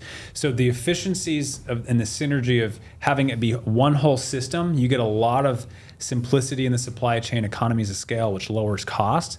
So through all of that work, which is behind the scenes work, we were able to bring this ultra premium 1K material into archery at scale for really the first time at a cost that's competitive. If you look at maxed out, if you're upgrading components and putting all the same stuff in a standard VAP TKO, RIP TKO, top of the line Easton gold tip, whatever, you're already at 200 something. We did the math on it. Yeah, we today. did the math. Yeah. We wanted to be prepared on this. People Yeah, can don't we- add everything together. I mean, while you're there, let's talk cost because Yeah, it's you guys really wanna get into that? it's I would love to get into that. We hoped you would. I almost texted you Do you yesterday open and I your was laptop at this point? I almost texted you yesterday. I was going to say, hey, I'm going to ask this question just so you know, just so I didn't feel like I caught you out. But it's like the elephant in the room, right? Oh, I see. I'm sure you guys have read the price. comments. and Yeah. stuff. Yeah. Price. Yeah. So Yeah. We did it with a Sharpie on a cardboard. Oh, I love that. Earlier today. Yeah, You'd we love did it. my document. This is our form of documentation. yeah, we did it earlier today. I'll But show yeah, you. I mean, talk to me about price. This is ours. And the other, That's more than us. That looks like an engineer Yes. should. Yeah. I got This a looks like a follow hunter up. who I only also have a cares about follow up hunting. question as to volume, why 6? Why not 12? Do you want to answer that one first? Yeah, I would say 6 because a guy's going to buy a dozen, and he's going to break 4 of them, and then he's going to want 6 more. And 12 months from now, this is still going to be a product. You can go online, be like, I'm 300 spine, 28 inches, delivered, open up, knock on your bow, add it to the rest. What about for guys like me that are like, maybe pessimistic? What's the word I'm looking for? They question. I'm like, skeptical. Yeah, skeptical. That's it. Yeah, like. I was going to use a different word, but we'll run with skeptical. Asshole. That's We'll run with skeptical. What am I? Asshole. No. But yeah, like, how do I know if they come out of the same hunk of carbon? You know what I mean? It doesn't matter, in your opinion. Like we got into this conversation earlier. It's like buying factory ammo for the people who do shoot factory ammo. You try to buy as much as possible out of one block, batch. Yeah. so you know you're getting the same batch of ammo. Correct. All the way through, so you can shoot it for years to come, right? Like that's what we all do with our guns, is buy at least 100 rounds all from the same batch, so we know. Yep. Any validity to that when it comes to arrows, carbon shafts? Well, personally, I'll tell you, it definitely doesn't. The human error at 100 yards, I could cut. I shoot dimes. A bunch of different. Trail doesn't miss like you, Chris. I could cut. He knows like, that's a lie. Shave off several, make all the arrows like a 1/16 of an inch different. And just whatever, and shoot them at 100 yards and notice no. I mean, I'm just saying, it's like the human can never be as good as these. It can never be as good as even an 03, or, even a fraction. It's like or less. Where this really shines is in the tuning and just the giant broadhead stuff like that. But the human tolerance. I mean, we go down some crazy rabbit holes to that. Well, and the other so it's not as impactful as ammo. Well, the other thing that For sure not. Right, yeah, It's right. for sure not. You're running max spreads on ammo between different batches of like some very meaningful numbers where you're going to have to resight in. The difference between ammunition and arrows is you can reuse arrows. You can shoot the same round multiple. You can't reshoot the round, right? So when you look at the use case of arrows, guys really are only using 6 arrows at a time anyway. Like even if you look at the quiver on the bow, like you're not going to put 12 arrows in that. So when you look at the use case, and this is, I think, how time will tell, but when you look at kind of the buying cycle of 1K, I expect, and we've already seen this, guys will load up with 12. They'll buy 2 6-packs out of the gate. And I'd imagine we'll just see guys, rebuying 6-packs once or twice a year. And they'll generally just kind of use the buying 3 dozen at a time. 2 weeks later, I've been more through 3 dozen. right. I shoot in the desert. It's different out here, that makes sense. Yeah, you're generally only. I mean, even if you're shooting, you're not going to pile 10 arrows into one dot, right? So you're generally only shooting 6 arrows at a time. So I imagine what we'll see is a lot of guys will load up at first, so they have them. They'll, like you said, they'll drop in. You're not going to shoot a backyard squirrel with this, right? Like this is for. I definitely would. Okay. I mean, I for sure would. Probably shouldn't. Yeah. I don't know. And so I don't know. We'll see over time, but. So what about cost? Costs. All right. I can't wait to get into this. People. I mean, initially everybody. Kind of the comments I read, like, oh, it's a ludicrous amount of money for arrows. I'm curious to hear. Like, we haven't talked about this yet. What did you guys come up with your back of the envelope math? So your analysis. My exact arrow, which is VAP TKO Victory, wrap 3 fletch, same as that. He shoots 4 fletch, but my 3 fletch setup, everything is 28.14 an arrow. What's that, a 6-pack? So 28.14 an arrow. Yours is 38.70 an arrow. Now, what that doesn't take into consideration, though, which if you see our side notes right here in the Sharpie on the cardboard box, is that doesn't take into account the fletch jig. Doesn't take into account all of the components that you need to saw, epoxies, glues, all that stuff. And then most importantly, time. Yeah. So that takes nothing into account for all of that.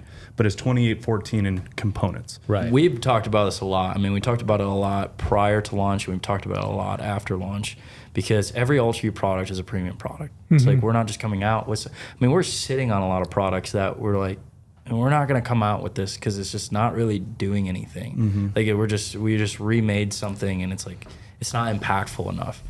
And that's why with these, proprietary carbon, and it is not for everyone. I think that's the biggest thing, is that, especially me digesting it more, someone was even like, how do you expect everyone to get into bow hunting? It's like, well, we're not saying that at all. I mean, this is a Raptor. A 16-year-old kid should be in a Honda Civic. Yeah. You know what I'm saying? That's actually a really good way to put it. Yeah, honestly. like this is the most expensive. A Plymouth Horizon. That's what I had. Yeah, you know what I mean? No, it's like there's levels to everything, and I just made a YouTube video kind of like diving deeper into this. It's like there's levels to everything, and this is the premium level. This is not for everyone. We're not expecting everyone to buy this. But if you really care about your stuff and you really care about your time, then this is it. Yeah. But if you can't and don't want this, there are plenty other good options. And, you know, Victory's got a whole lineup of everything else. And if you really enjoy still building arrows, because I know a lot of people do that, it's totally fine. We're not like saying, we're not. You can where cut are it to these length and install your insert. I don't like it. I'll give you my take. But so the cost and value is always directly, you know, correlated to what that individual's getting out of it too. Yeah. Sure. And so kind of how we thought about it is, you know, this applies to whether it's a VAP TKO, RIP TKO, X10 Parallel Pro, Platinum Pierce. That's like Trail's favorite arrow. Pick your top of the line. Pick your top of the line. I got 3 left if that you want to shoot those into an iron buck. So everyone today. knows that was facetious. I'll say it, hands down, softest arrow I've ever shot in my life. Super soft. I'm talking baby soft. Yeah. Those things are the least durable arrow. It's a target. I'm shocked. It's a target arrow. It's a target. Yeah, it's. I'm made to shocked win that gold people medals, are considering taking those yeah. bow hunting after what I've seen with the dozen I bought and shot. I got about 8 broken sitting in my shop. And I'm okay with saying it because that's just realistic. Like, I bought a dozen, I built them out. I was really excited. They were consistent. They shot great holes through paper. Mm-hmm. They break on just about everything. Yeah. So I'm going to run you through my fancy little engineer chart. Okay. Mm-hmm. So any of those shafts I just rattled off, they vary anywhere from 112 to 125 a 6-pack bare shafts, right? You're then going to upgrade the components. You're going to put a match grade on it. You're going to put a stainless steel aluminum on it. You're going to put a titanium on it. Mm-hmm. That alone is anywhere from $26 to $30+ a 6-pack. Mm-hmm. Then, what does this call them? Yeah, like mine. I'm tracking. Yeah. Mine is the Easton half TI. 4 millimeter half out. So then, you know, whether, to your point, whether you had bought an arrow saw or fletched it, or you're paying somebody else to do it, it's most websites are about $1 a shaft for component install, cut to length, fletching, and all that. That's what we are. So add $6 for component install, cut to length, or that's just component install. Add $7.50 for wraps, about $15 for a dozen wraps. Yep. Add exactly 18 vanes for $6. You know, add cut to length, all of that. It totals up to $1, $1.99 is this total. $1.88 is another total. And what you're not getting though is this 1K carbon that has nothing. You know, the vanes and the wrap system and everything was all designed to work together. The vanes alone are custom vanes. Like these vanes alone by themselves are an innovation, and they're best in class for vanes. Strapped onto a best in class 1K carbon weave, you know, that is all designed to work together for $20 more. Yeah. Like it's negligible at that point, you know? So, I mean, that's kind of how we looked at it. And I'm not kidding. The price point in my like dealer pricing that I put together for the longest time, it was $250 a 6-pack. And then we're like, actually the linchpin to that was when we got the straightness, the straightness on this shaft, when we realized we did not need to support a sub 001 series, and we only had 3 SKUs instead of 6 in straightness grades. That was really when we could get enough efficiencies to really start cranking down and make this a little more accessible. I'll give you my take. My take right out the gate, sticker shock. I was like, shit, that's a lot of money for 6 arrows, right? And hands down, I was like, wow, it's a premium price. I would assume that it's a premium product, right? Yeah. Like you, that was like my gut reaction was like, wow, it's quite a bit. Then I started thinking, okay, I'm going to put this component in the arrow that I build, right?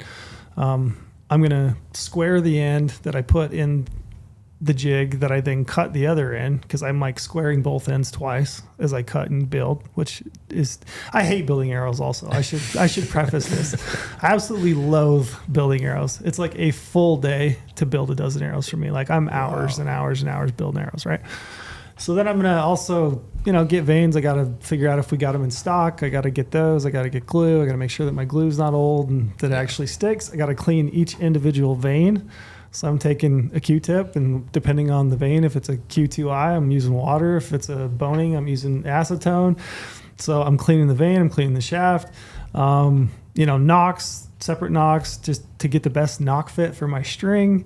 I'm using, an Easton insert or, another aftermarket insert with a different shaft, whether it's a gold tip or a Victory. So like I've got all these things. I was thinking about that. I'm thinking about the individual cost of the components. I'm thinking about how much I absolutely loathe building arrows. And I'm also thinking that like I'm also a person that like I just have never been super comfortable with like somebody else building my arrows. That's why I like build my own. But then pulling these out of the box and have a chance to look at them, like they're hand built. They're clean. Really legitimately so clean. The vanes look great. There's no extra glue hanging off the sides of the vanes. The wraps look good. The insert system looks fantastic. Cut to the length that I gave to you guys, that came in exactly. I haven't had a chance to go through and weigh each of them, but I did spend a bunch of them as we were this morning just in my hand. Super straight. And so as I'm thinking all this through, I know what my process is. And again, I'm probably the guy that you're talking about. I'm not the guy that I'm not buying a dozen, pro hunters or whatever it might be and just slapping factory inserts and whatever and just going hunting. Like it's what I like to do. It's what I'm into. And as I thought about it, I thought, this is completely worth it. This is like a no-brainer. I had a guy, we sent a 6-pack. We seed a lot of people with them or whatever. And he was, very in depth with his current arrow that he shoots with. I mean, did all sorts of stuff with it. He's like, hey, dude. He's like, I'll try them. He's like, let me shoot them. I'll do some like public testing live sort of deal. And he did, and he just sent me a text this morning. He's like, I'm gonna shoot these this year. He like went through a total. He like was like, wow, these are expensive. I'll never buy these. I would like some more. I'm going to shoot these. Yeah. And I've seen everyone that takes them out of the box has had that same reaction. And I will say, there's some other good arrows. There's some really good arrows. Like I've been playing with some Black Eagle arrows. The new ones? Yeah, the new ones, the Focus arrows. Awesome. I've been playing with those. I built a dozen arrows, 2 dozen actually. They were really, really, really great. Nice arrows. Like legitimately nice arrows. Yeah. It's interesting though. Like it's a good product, but I'm telling you, I'm putting a lot of time and effort. Yeah, like you're the guy. Yeah, like I am putting a lot of time and effort, and I guess I would just go back to this.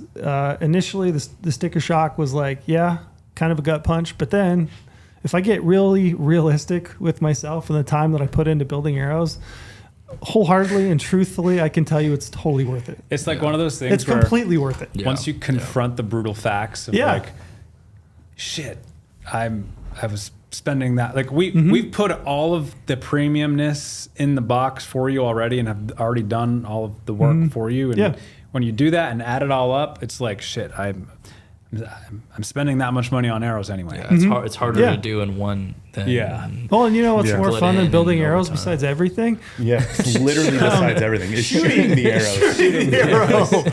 Shooting the arrows pretty great. You know what I mean? There's nothing worse than building, like when I built those half dozen Black Eagles. Like, okay, now I got to wait to shoot them. Yeah. Like now they're just sitting here curing. I got to wait to shoot. It drives me nuts. Yeah. I would love to just take an arrow out of a box and shoot it. And I mean, this is not us saying, this is by no means us saying all the arrows on the market are shitty and this is the best one. There are a lot of really good quality premium arrows out there. We have a lot of respect for Victory, Easton, and everybody else in the industry. And whether you're a guy who's, you're Easton and guy, great. Like we have a lot of respect for you and what you're doing. Like we just wanted to solve this problem that we saw in the market with it, you know? You solved a problem for me. Like I am the guy that I mean, it is expensive. It's not like I didn't notice that, but immediately my mind went to, okay, now I don't have to do any of this shit. Yeah. Like this and is still get something and know that it's premium. It's an arrow that would have been built the same way I would have built it. Yeah. Like it would Like, solve all the here- issues for me. Yeah, I mean, here's the thing. Like, let's get real. Stuff's expensive. Nice stuff is expensive. Yeah. Yeah. Like, if you're buying a Kafaru backpack or Stone Glacier backpack, $700. it's expensive. Yeah. You're gonna pay for it. If you're buying Swarovski optics, You're gonna pay for it. You're expensive. But when you look through those things, you're like, my lord, Yeah. It's different. my life changed. Yeah. Do you know what I mean? Like, And that's what this is. Nice Yeah. stuff is Yeah. expensive, Yeah. but it's expensive because you get value out of it. Correct. I mean, there's like certain categories of our own gear that I always tell people, if you're going to pour money into something, pour it into this thing, because this thing, and an arrow, I would say an arrow is something that, like, you're going to spend how much on a Matthews lift? $1,500, $1,200? Bare bow, baby. Yeah. just bare bow. Bare bow, right? You're going to spend that. But what's the actual thing that's going to go through an animal? An arrow. An arrow. I always say sight, arrows, and like, you know, really a sight is the biggest thing too. You can transfer over to bow, to bow, Sure. to bow, to bow, to bow. Yeah, good value. It's great value. Yeah, like you can continue it on. Just and like an optic on a gun. Same Correct. thing. When you find the one you want, you can It's a switch good it. investment. Yeah. I Arrows mean, are the same I way. feel that way about a lot of like parts and pieces. You know, like Yeah.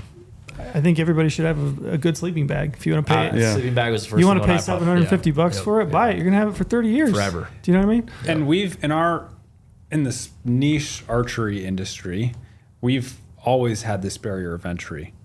Whether it was the Ultraview 2 scope, it was like if you just looked at it as a scope, it was twice as expensive as any other third-party scope out there. But same with 1K, same with slider, same with kind of everything we do. Everything you need is in the box. Everything was designed to work together, and you get a lot better of a product as a result. Scopes, they came with a light, an integrated light. You know, had a quality metal housing, the cartridges on the target scopes. It came with a lens. It came with dock kits. It came with fiber. And when you put everything in a box that you got to buy anyway, and then you put a price tag on it, it's like shit. I'm spending that much anyway. And it's hard to see, Yeah. right? And we have always fought this, but then what we find is when people actually experience it and go through using our products, you know, they're really, really happy with their experience. And yeah, the price tag is there, but if you really look at everything else that you'd have to put together to get that same thing, you're not going to get the synergy. Like an arrow, to my knowledge, and I don't know, I would love someone to correct me if I'm wrong on this, but I don't know of any arrow from truly knock to point. Every component was designed together by one entity, knowing what every variable was going to be so that everything could be optimized to work together.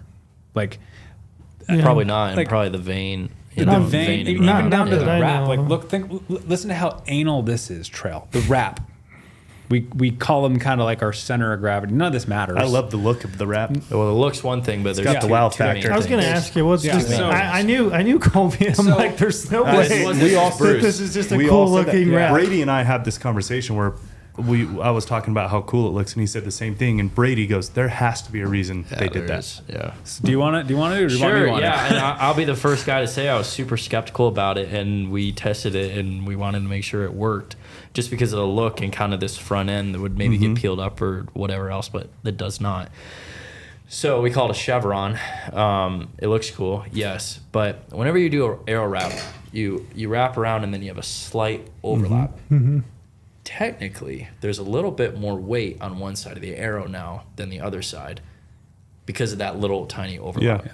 So what we did is we created a little more material on the opposite side over the overlap so that technically it's perfectly symmetrical on weight. So the Yeah. radially, the center of gravity, we actually threw it.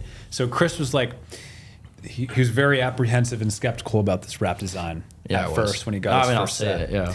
And then we're like, okay, well, you know, why do we want to use this and whatever? And then one of our engineers, Bruce, threw it into CAD. Like literally, he threw it into CAD and looked at the actual center of gravity and the concentricity of it. And when you have a normal wrap, it pulls it out like 2,000ths of an inch from the center of the shaft. And then when you, I don't know if we removed or added material. I think we actually removed material on the wrap, but it doesn't matter. Yeah. So when you rebalance that, it shifted that center of gravity back to the middle of the vein, to the arrow. So like, does it really matter? I knew there was a reason. But like, that is that attention to detail on the wrap.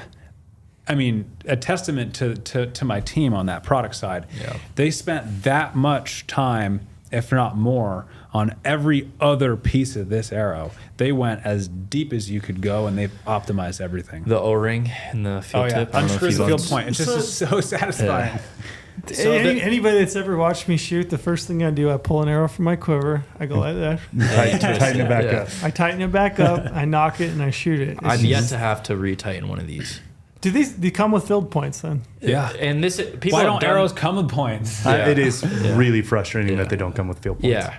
That is frustrating. And people have done this O-ring thing before, but what did we do different that made it seat fully? Yeah, I'm not like fully up to date on that. I'd call There's something novel about what from what I've noticed looking at components. Typically, what you find is the O-rings at the very end. So, So typically, now I could be wrong here. So I guess I'm quoted on a podcast, but don't quote me. Okay. Typically, you see that this O-ring is seated on that 90-degree angle on the point, and that kind of just tightens up the last little bit. So what they did here is they actually made a groove that is slightly, this O-ring is a little proud from the outside diameter, so it has interference, but there's room enough in here for it to squish down. And actually, O-rings are kind of the secret sauce behind all of our products, which the anti-backlash system in Slider are O-rings, pushing up against a cone and providing that spring force. So really creative engineers there, but it seats over this O-ring, about 1/8 of an inch before it's done being tightened. So the last 1/8 of an inch is really, really snug before it's down. Yep. That's awesome. Vanes. Who came up with vanes? That was Bruce Zach Harris. Actually, just shout out to Bruce Zach Harris. This was his baby project. Yeah. Did you put him on that and you're like, all right, your job is vanes? No, like the whole thing. The whole arrow. Really? He was our working senior design engineer. That this was his project. It was a team effort, obviously. Yeah. But the ownership and accountability kind of fell on Bruce on this one, and he did a really good job. He designed the vane. I mean, obviously we had characteristics of what made a good vane, and I will say the first batch that came out were small, and we were like, okay, we got to bump those up because we need a one size fits all for these arrows. They need to be able to shoot fixed blades, mechanicals, be quiet, still be stiff enough. So this is true. It's a one size fits all vane. For sure. And it's funny because for us in designing the vane, a metric of success was not the sound. We really just looked at drop over long range, group size. We did a lot of group testing. Oh, you're going to love this trail. You're going to love this. I already love this. I'm having the best time ever. How many hours you got? So we have it's a resin 3D printer. Oh, yeah. And you can print any type of material you want. Flexible, heat resistant, hard, soft, different durometers, and it uses ultraviolet lasers and full Ultraview spirit. You can get super high tolerance printed parts.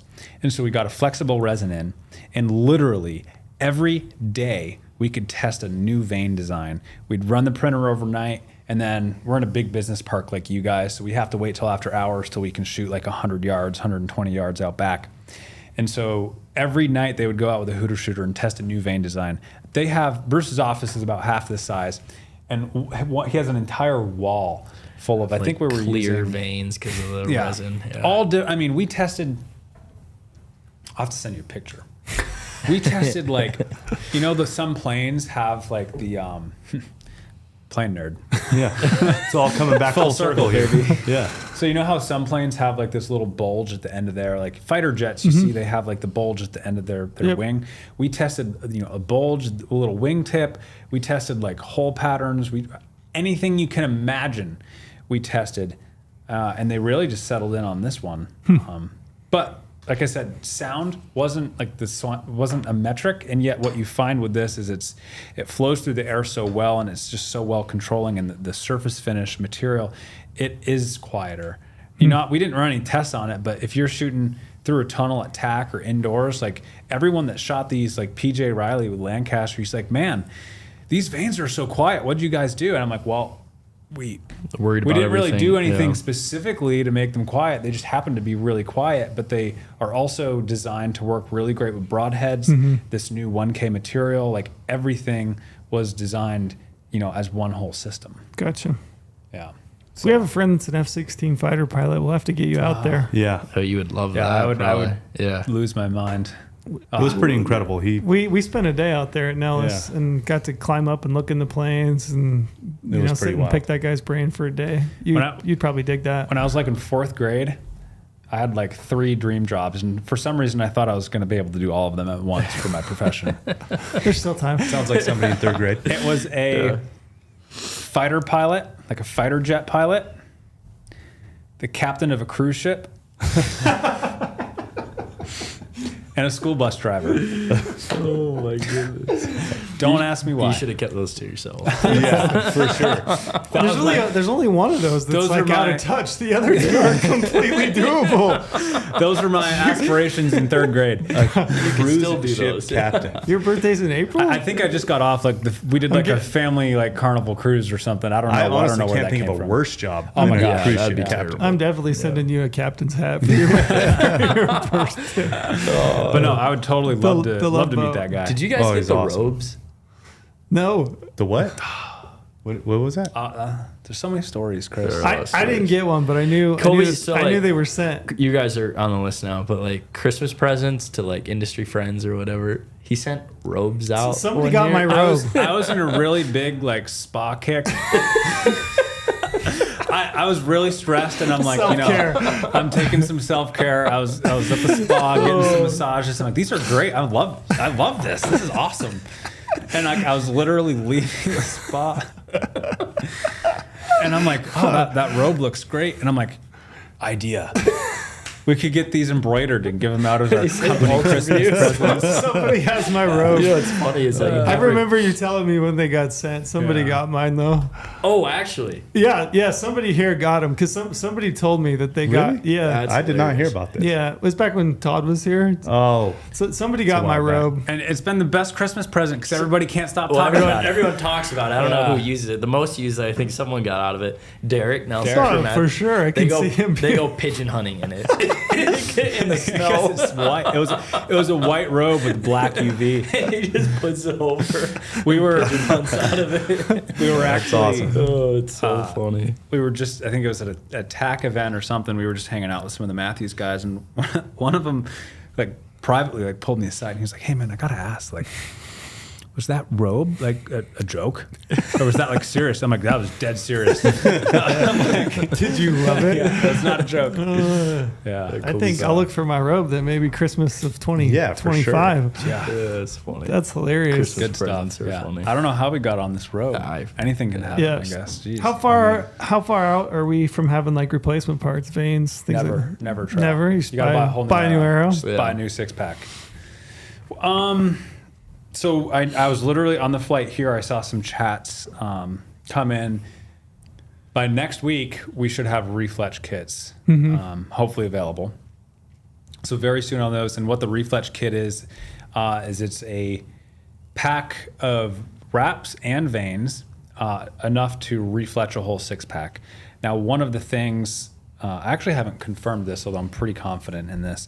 The wrap is not the chevron wrap. It's just a standard rectangular wrap for a lot of reasons.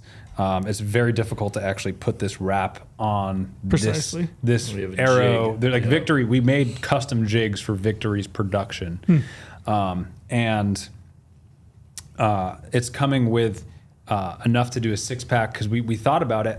People aren't going to be refletching these, 1 or 2 at a time, and we actually advise against doing 1 or 2 at a time because you're never really gonna. One of the things you want to have for sure is your 6 arrows you're shooting are consistent, and so it's very difficult, especially if you didn't have the jig that fletched these Yeah, to with the same exactly match offset. them. So in going through that process, we're like, well, guys are going to be refletching a whole 6-pack at once as 1, 2, or 3 start to drop out, and so it's coming with enough of these UV veins to do 6 arrows, and I think it'll come with 7 wraps. Those should be out hopefully next week. Gotcha. On the component side, we will probably offer components loose. I'm not really sure of the use case because obviously you can't put it on any other. And actually, these components, you'll notice, Trail, these have one little like halo ring on this outsert. Each outsert is custom to the spine. Yeah. So we don't have like one that spans 3. Each one has its own. Points, those will be loose pretty soon as well. Pretty cool. Knocks, we run the Halo knocks on these.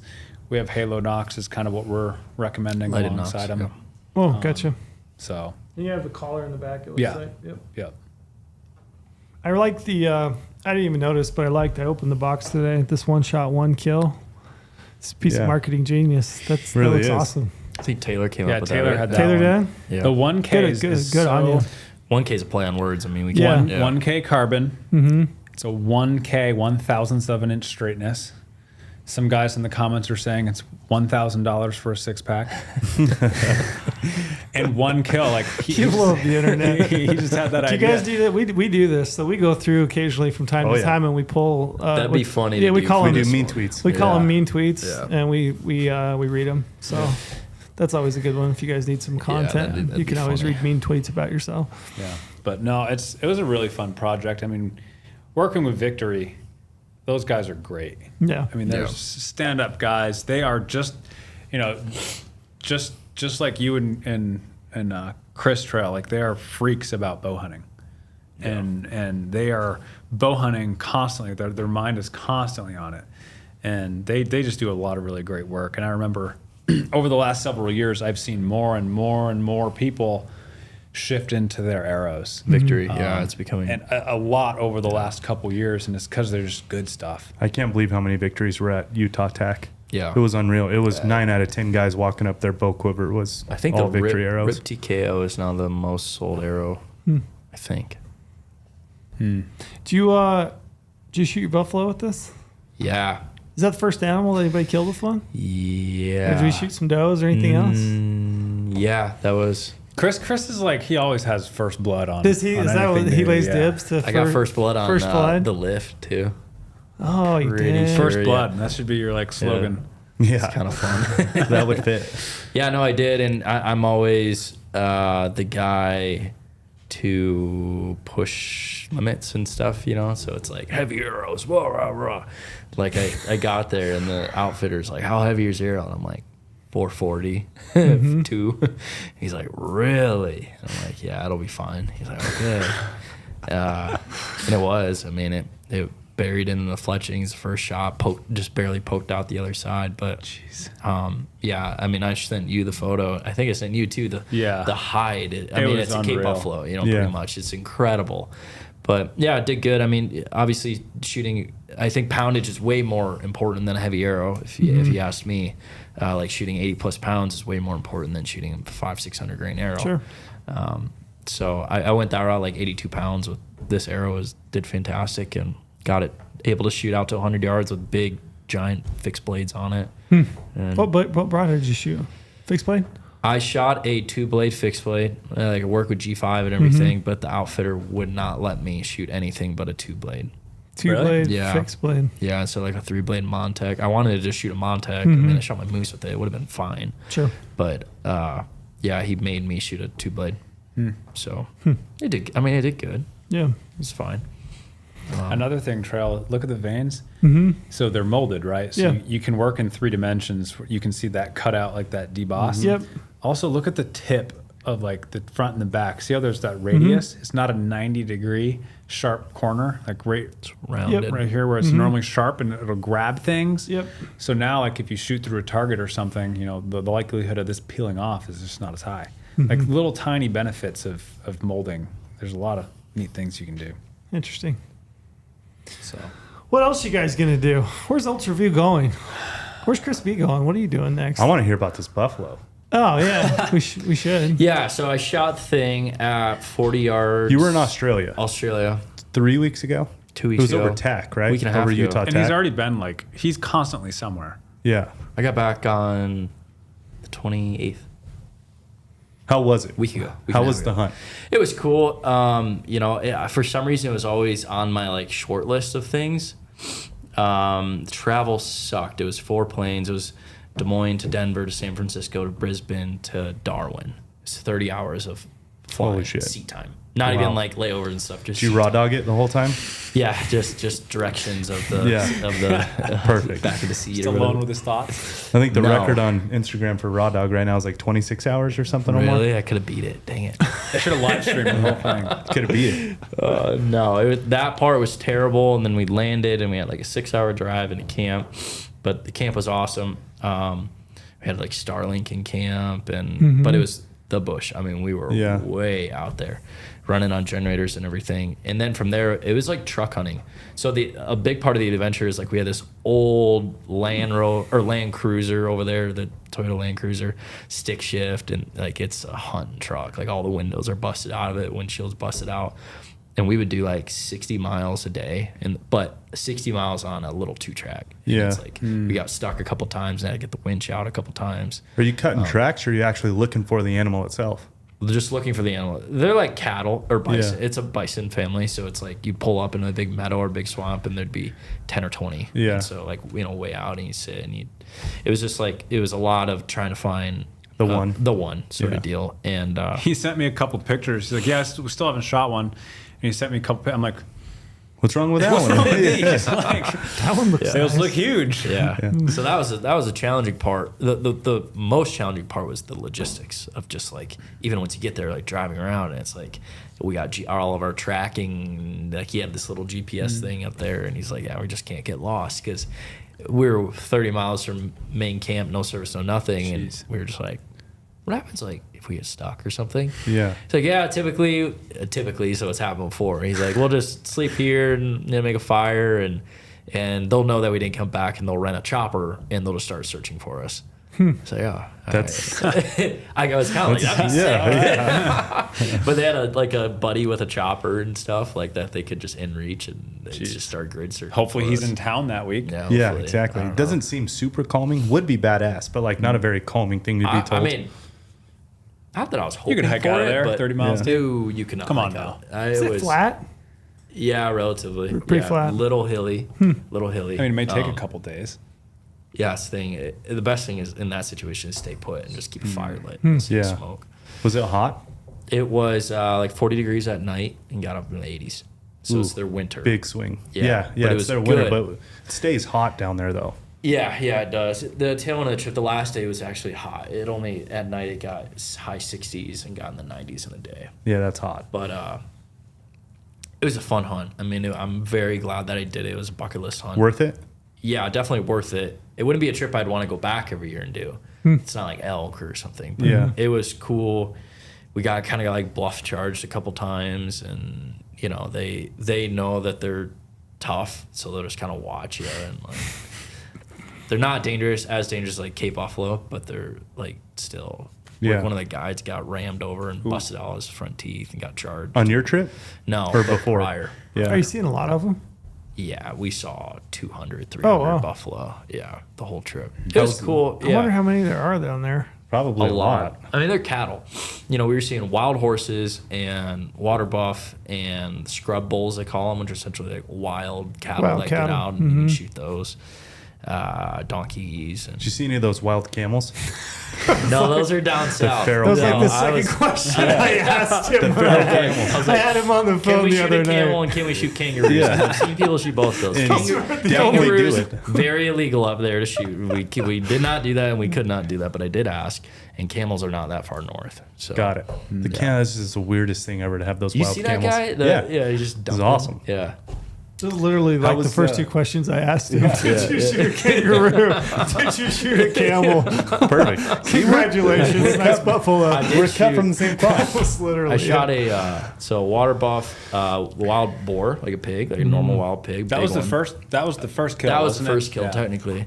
And then I shot a dingo. That thing was That's big cool. too, though.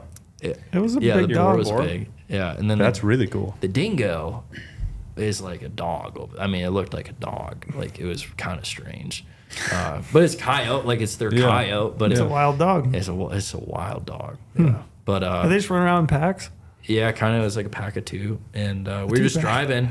For some reason, they were just like looking at the truck and stuff, and I'm like, oh, I'm gonna jump out and shoot. And I just shot with my bow real quick. Yeah. How was the shot on the buffalo? So I shot it. I hit the video. I'll show you later, but pretty much perfect, right behind the shoulder. How far? 40, buried to the fletchings, poked out a little bit, money. And then, classic fashion, I just quiver dumped him. I mean, he was just walking, so I shot him 3 more times. He didn't even know anything happened. Next one, I shot him like he was facing me, and I hit him like in the, right here. Like it wouldn't have killed him, but it like oof, like really hit him, and he couldn't put pressure on that leg anymore. And then, I shot again while he was walking, just like lungs. And then the final shot was 75. It was just perfect. It was like awesome. Big fixed blades and everything on it. So that I mean, heart shot him there, and then he. So you had 3 arrows in him? 4 arrows in him. I just kept shooting. Yeah, of course. I mean, hey man, you got one in him. It's more fun. Like, too. it didn't even move. More kill shot. It kind of just kept walking. Like no one even talked in that moment too. It was just like the guy just was quiet. The camera, Damon was just still on him. I was like. You said it was like 45 seconds or something? Yeah, I think start to finish it was under a minute of getting all those off. Just wait, you got 4 arrows off in under a minute? Like a minute? Something like that. Under wow, a you minute went ham. Guy's a pro. It was fast. I didn't. That's The only thing I quick. rearranged for was 75. Sure. Besides, that was just. You've been on quite a roll lately, like the last, 2 years? I mean, a while, yeah. I mean, you did mountain goat, you did moose, you've been to Mexico and hunted whatever those were. Oscillated turkeys. Oscillated turkeys. Caribou I last can't year. remember caribou. Yeah. Yeah. Elk. You've been on a holy tear. Yeah. I mean, it's just you guys know how it is, just nonstop. You jam your schedule as full as possible, and sometimes it works out good. And I mean, there's plenty of times it doesn't work out good. You still liking it? Yeah, I do. I definitely get burned out, and I get really burned out on the whitetail side of things because I get really stressed out. Yeah, Chris will like lose his mind. The thing that's closest to home. I know, just because The thing that I'm in most control of it. The thing It's that like we have our couple deer that we've been watching, and it's like last night I got home at 11 o'clock because I was putting in food plots. So it's like so much time, and then it's like November 15th rolls around, and if you don't kill anything by then, you're like. You got 15 he goes days through deep despair. Like I'll occasionally text him, and he's like in a real dark spot sometimes if he's not having a great season. Like camera guys getting tired, and it's like just a grind. You're waking up at 4 a.m. and you're going all day, and you're just, you go hard in whitetail season. Whitetail's way. You go super hard. Mentally, it's way harder than anything I've done. Yeah, probably. I'm not just saying this, but you genuinely are one of my favorite channels to watch. I've loved your videos. Sweet. And so I've watched all of them. Yeah. You go super fucking hard. On Yeah, I mean, whitetails. I'll count, but it's well over 100 days. Yeah, well over 100 days last I just year. watched your Powerline 10 video. Oh, the doing one, that. yeah. Austin Thomas did that. Already getting set up for it. I mean, we're nonstop. I mean, it is. I mean, I moved to Iowa 4 years ago. A big reason for that was because of the deer hunting. I mean, I love the land management and the farms and everything like that. And I'm working on trying to buy my first farm before this season. But I'm very fortunate to have good friends with like good properties, and we work together on things. And the management side of stuff is really, really the gratifying part. Like you can go and you can shoot a deer anywhere, but That's Trail and I talk about it too. What's so what is alluring about the whitetail stuff for him and I is that it is year round. It's not just I have a tag, it's 10 days, I'm going to make the most of it. 100%. This is like, I mean, you were literally artistically designing how to kill these animals. Strategical. It's like a 3-year seems strategy. so awesome. Because even if you like put in, let's say a bunch of switchgrass or something, it's like takes 3 years to get fully mature to then it's actually like working. It's like rotational of crops and TSI work, and it all takes so long. Yeah. Because it's like the natural. And you're watching bucks for so long too. That's That's the cool the part. thing. Like that's That's- what we that's- don't get to do. It's the 10 days, and it's like, okay, whatever happens, happens. I'm Yeah, gonna kill then the you're best done. one I can find. But you guys get to That's why watch these whitetails- animals grow up. That's and why then, whitetails. And then they all Yeah. disappear. and then try to like artistically pull them to where you need them, which that's the part that I find fascinating is like, how do Yeah. I get this buck who's living right here to walk this way? Yeah, because and I think a big thing too is you can get really rammy, just like elk hunting, and you can like get into their bedroom and try to kill them. But the problem is when you have X amount of acres, call it 50 or 500 acres, you have to set the property up in a way one, probably multiple people are hunting it, and two, like the longevity of just like the herd, and you don't want your neighbors killing your deer. Yeah. So you have to set up your property in ways that access is really good, so you're not pressuring your property during the season, and then like those actual stand locations while you're in them, where you're winding everything's not jacking everything up. So the long-term season long, you always want your property to be unpressured, but you have to set them up that way so that you're constantly, you got different guys going in, and you're not blowing everything out. Yeah. You know, so it's that's the really, really fun part, is doing that. That's what Trail and I are working for. It's a puzzle, and I love that.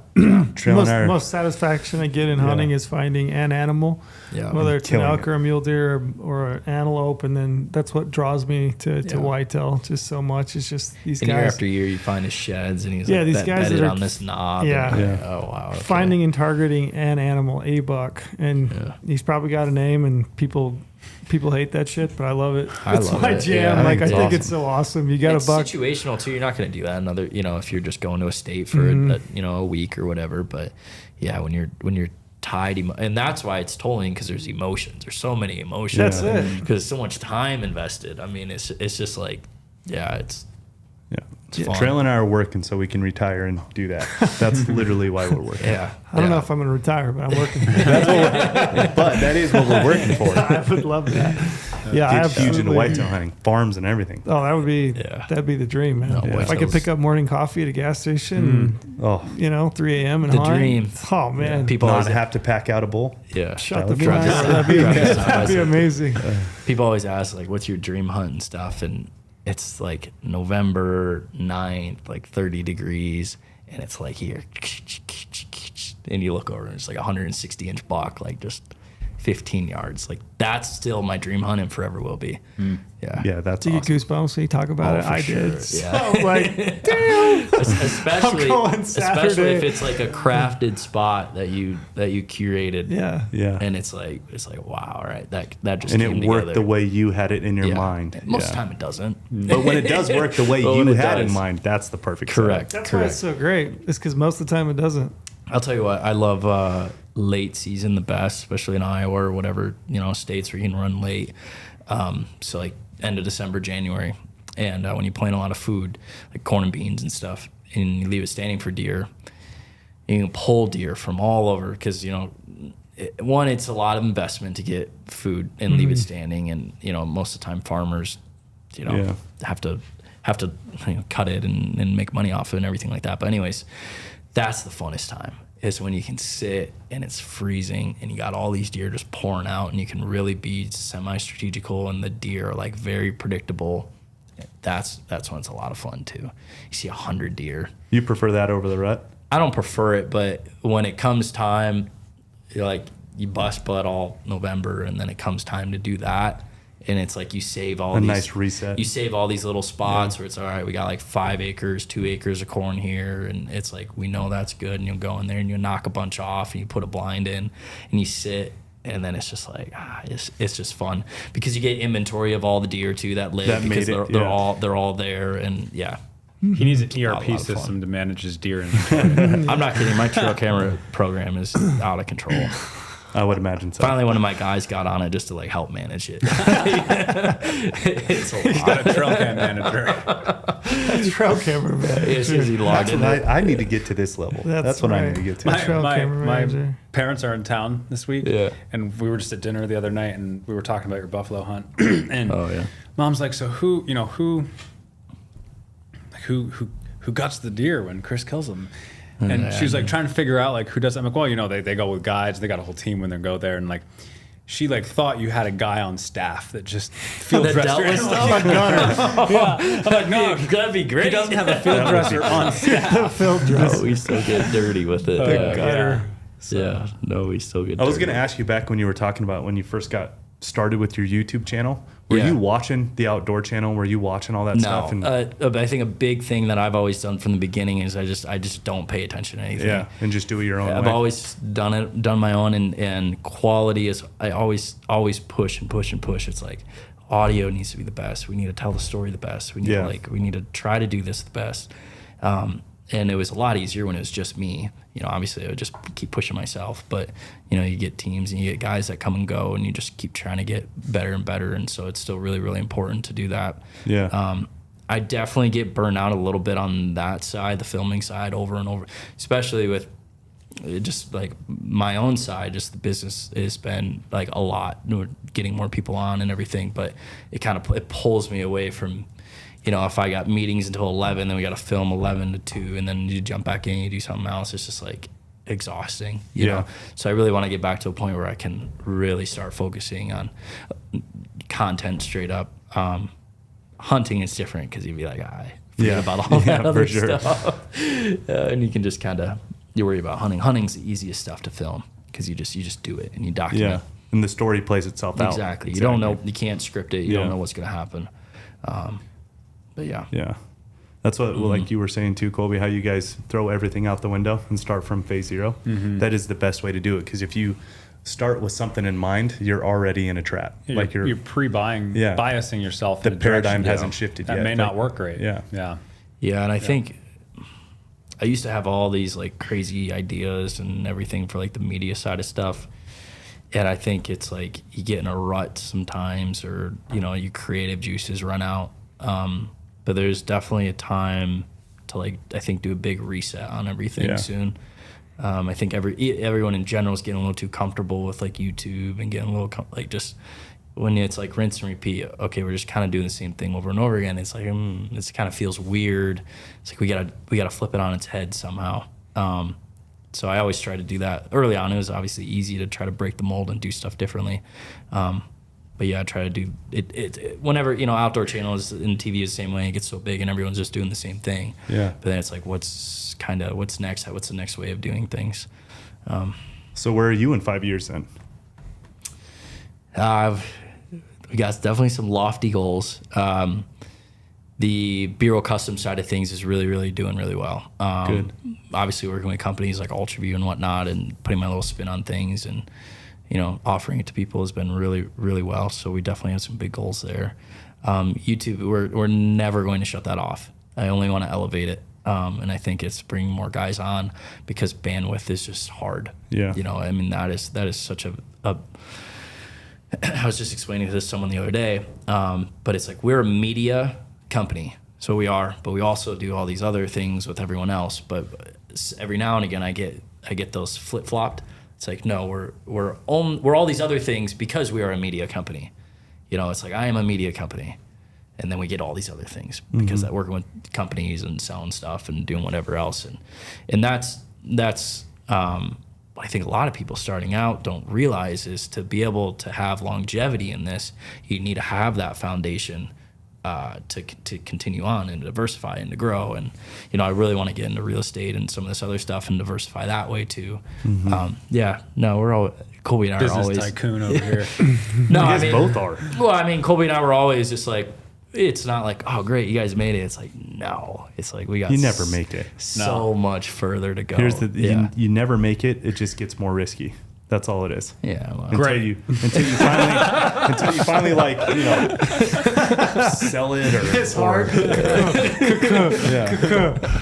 you ever need to fill that prescription again, if you ever sell it or decide like, okay, we're good here, now let's just harvest it, right? Like until you get in that mindset, which you two don't seem to have that mindset at all. Yeah. It's like the opposite problem. I will say. Yeah, me too. So it's constantly you never make more money. Things never change. It just gets more risky along the way. I really don't care about money. I really care about assets and stuff. So like my goal, and I set this goal thinking that if I did get there, like everything else would be in place. It's like, I want to have 1,000 acres in the Midwest. Goal. Really good goal. So if I can get that, if I could do that, then I've built like whatever is necessary to kind of get that. Yeah. So that's my only like big tangible goal. Of course, I have like stepping stones to get there, sort of. And I'm sure when I get there, it'll be like, you'll be next. Then you want 1,000 acre ranch in a different state. Sure. Yeah. No, I love property from the very start. I shot my first deer with a bow when I was 10. And my dad, being a Michigan bow hunter, he owned a little bit of property, and we dove right into the food plots and the strategy and everything. So ever since, I mean, I remember before I could drive, ripping down, his property right down the road, ripping down there on the quad and just working, just working, doing whitetail stuff. Yeah, I remember you and your dad would always have tree stand. Like every year you'd go through maintenance, all your stands. Yeah, it's ingrained in me for sure, and it's way bigger scale than I ever thought it would be. But yeah, that's if I ever stop doing any of this, it's because I just went and did all that stuff, you know. So yeah, no, it's very cool. That's awesome. It's cool. Thanks for humoring us for so long. I know that was a long one. No, this is a good one. We had a lot of questions. We were excited to have you guys come in. Yeah. We'll still have more, but we'll got to cut it off at some point.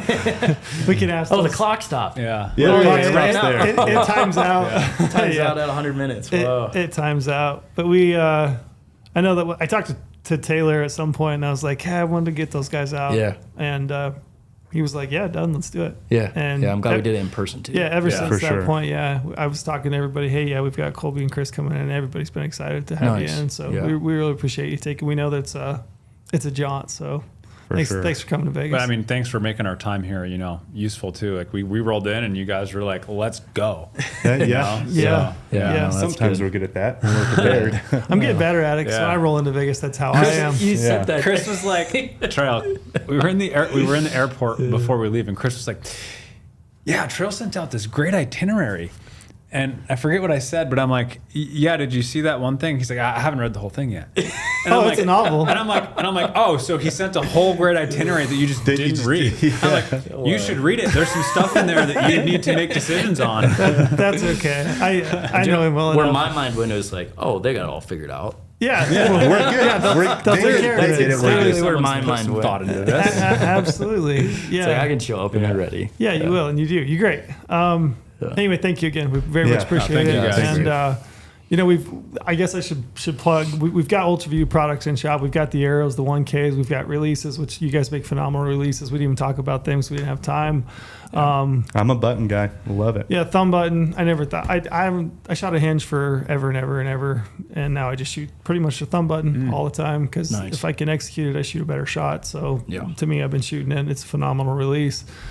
Slider sight, check that out. We have it in the shop. I'm constantly interested in where you guys are going to take this thing because it feels like it's like arrows. I'm like, arrows? Yeah. He's making arrows. So I'm genuinely very interested to see where you guys are going to go with it. I didn't even hit our own promo. I'm going to hit it real quick. But who cares? should we wrap it? I mean, just use the promo quick. code podcast. Get yourself an insider account. We'll give you $50 to go on Gear Shop. You can use it to buy Ultraview products. So there you go. That's it. Yeah, thank you guys for having us out and supporting Ultraview and everything we got going on. Thanks, guys.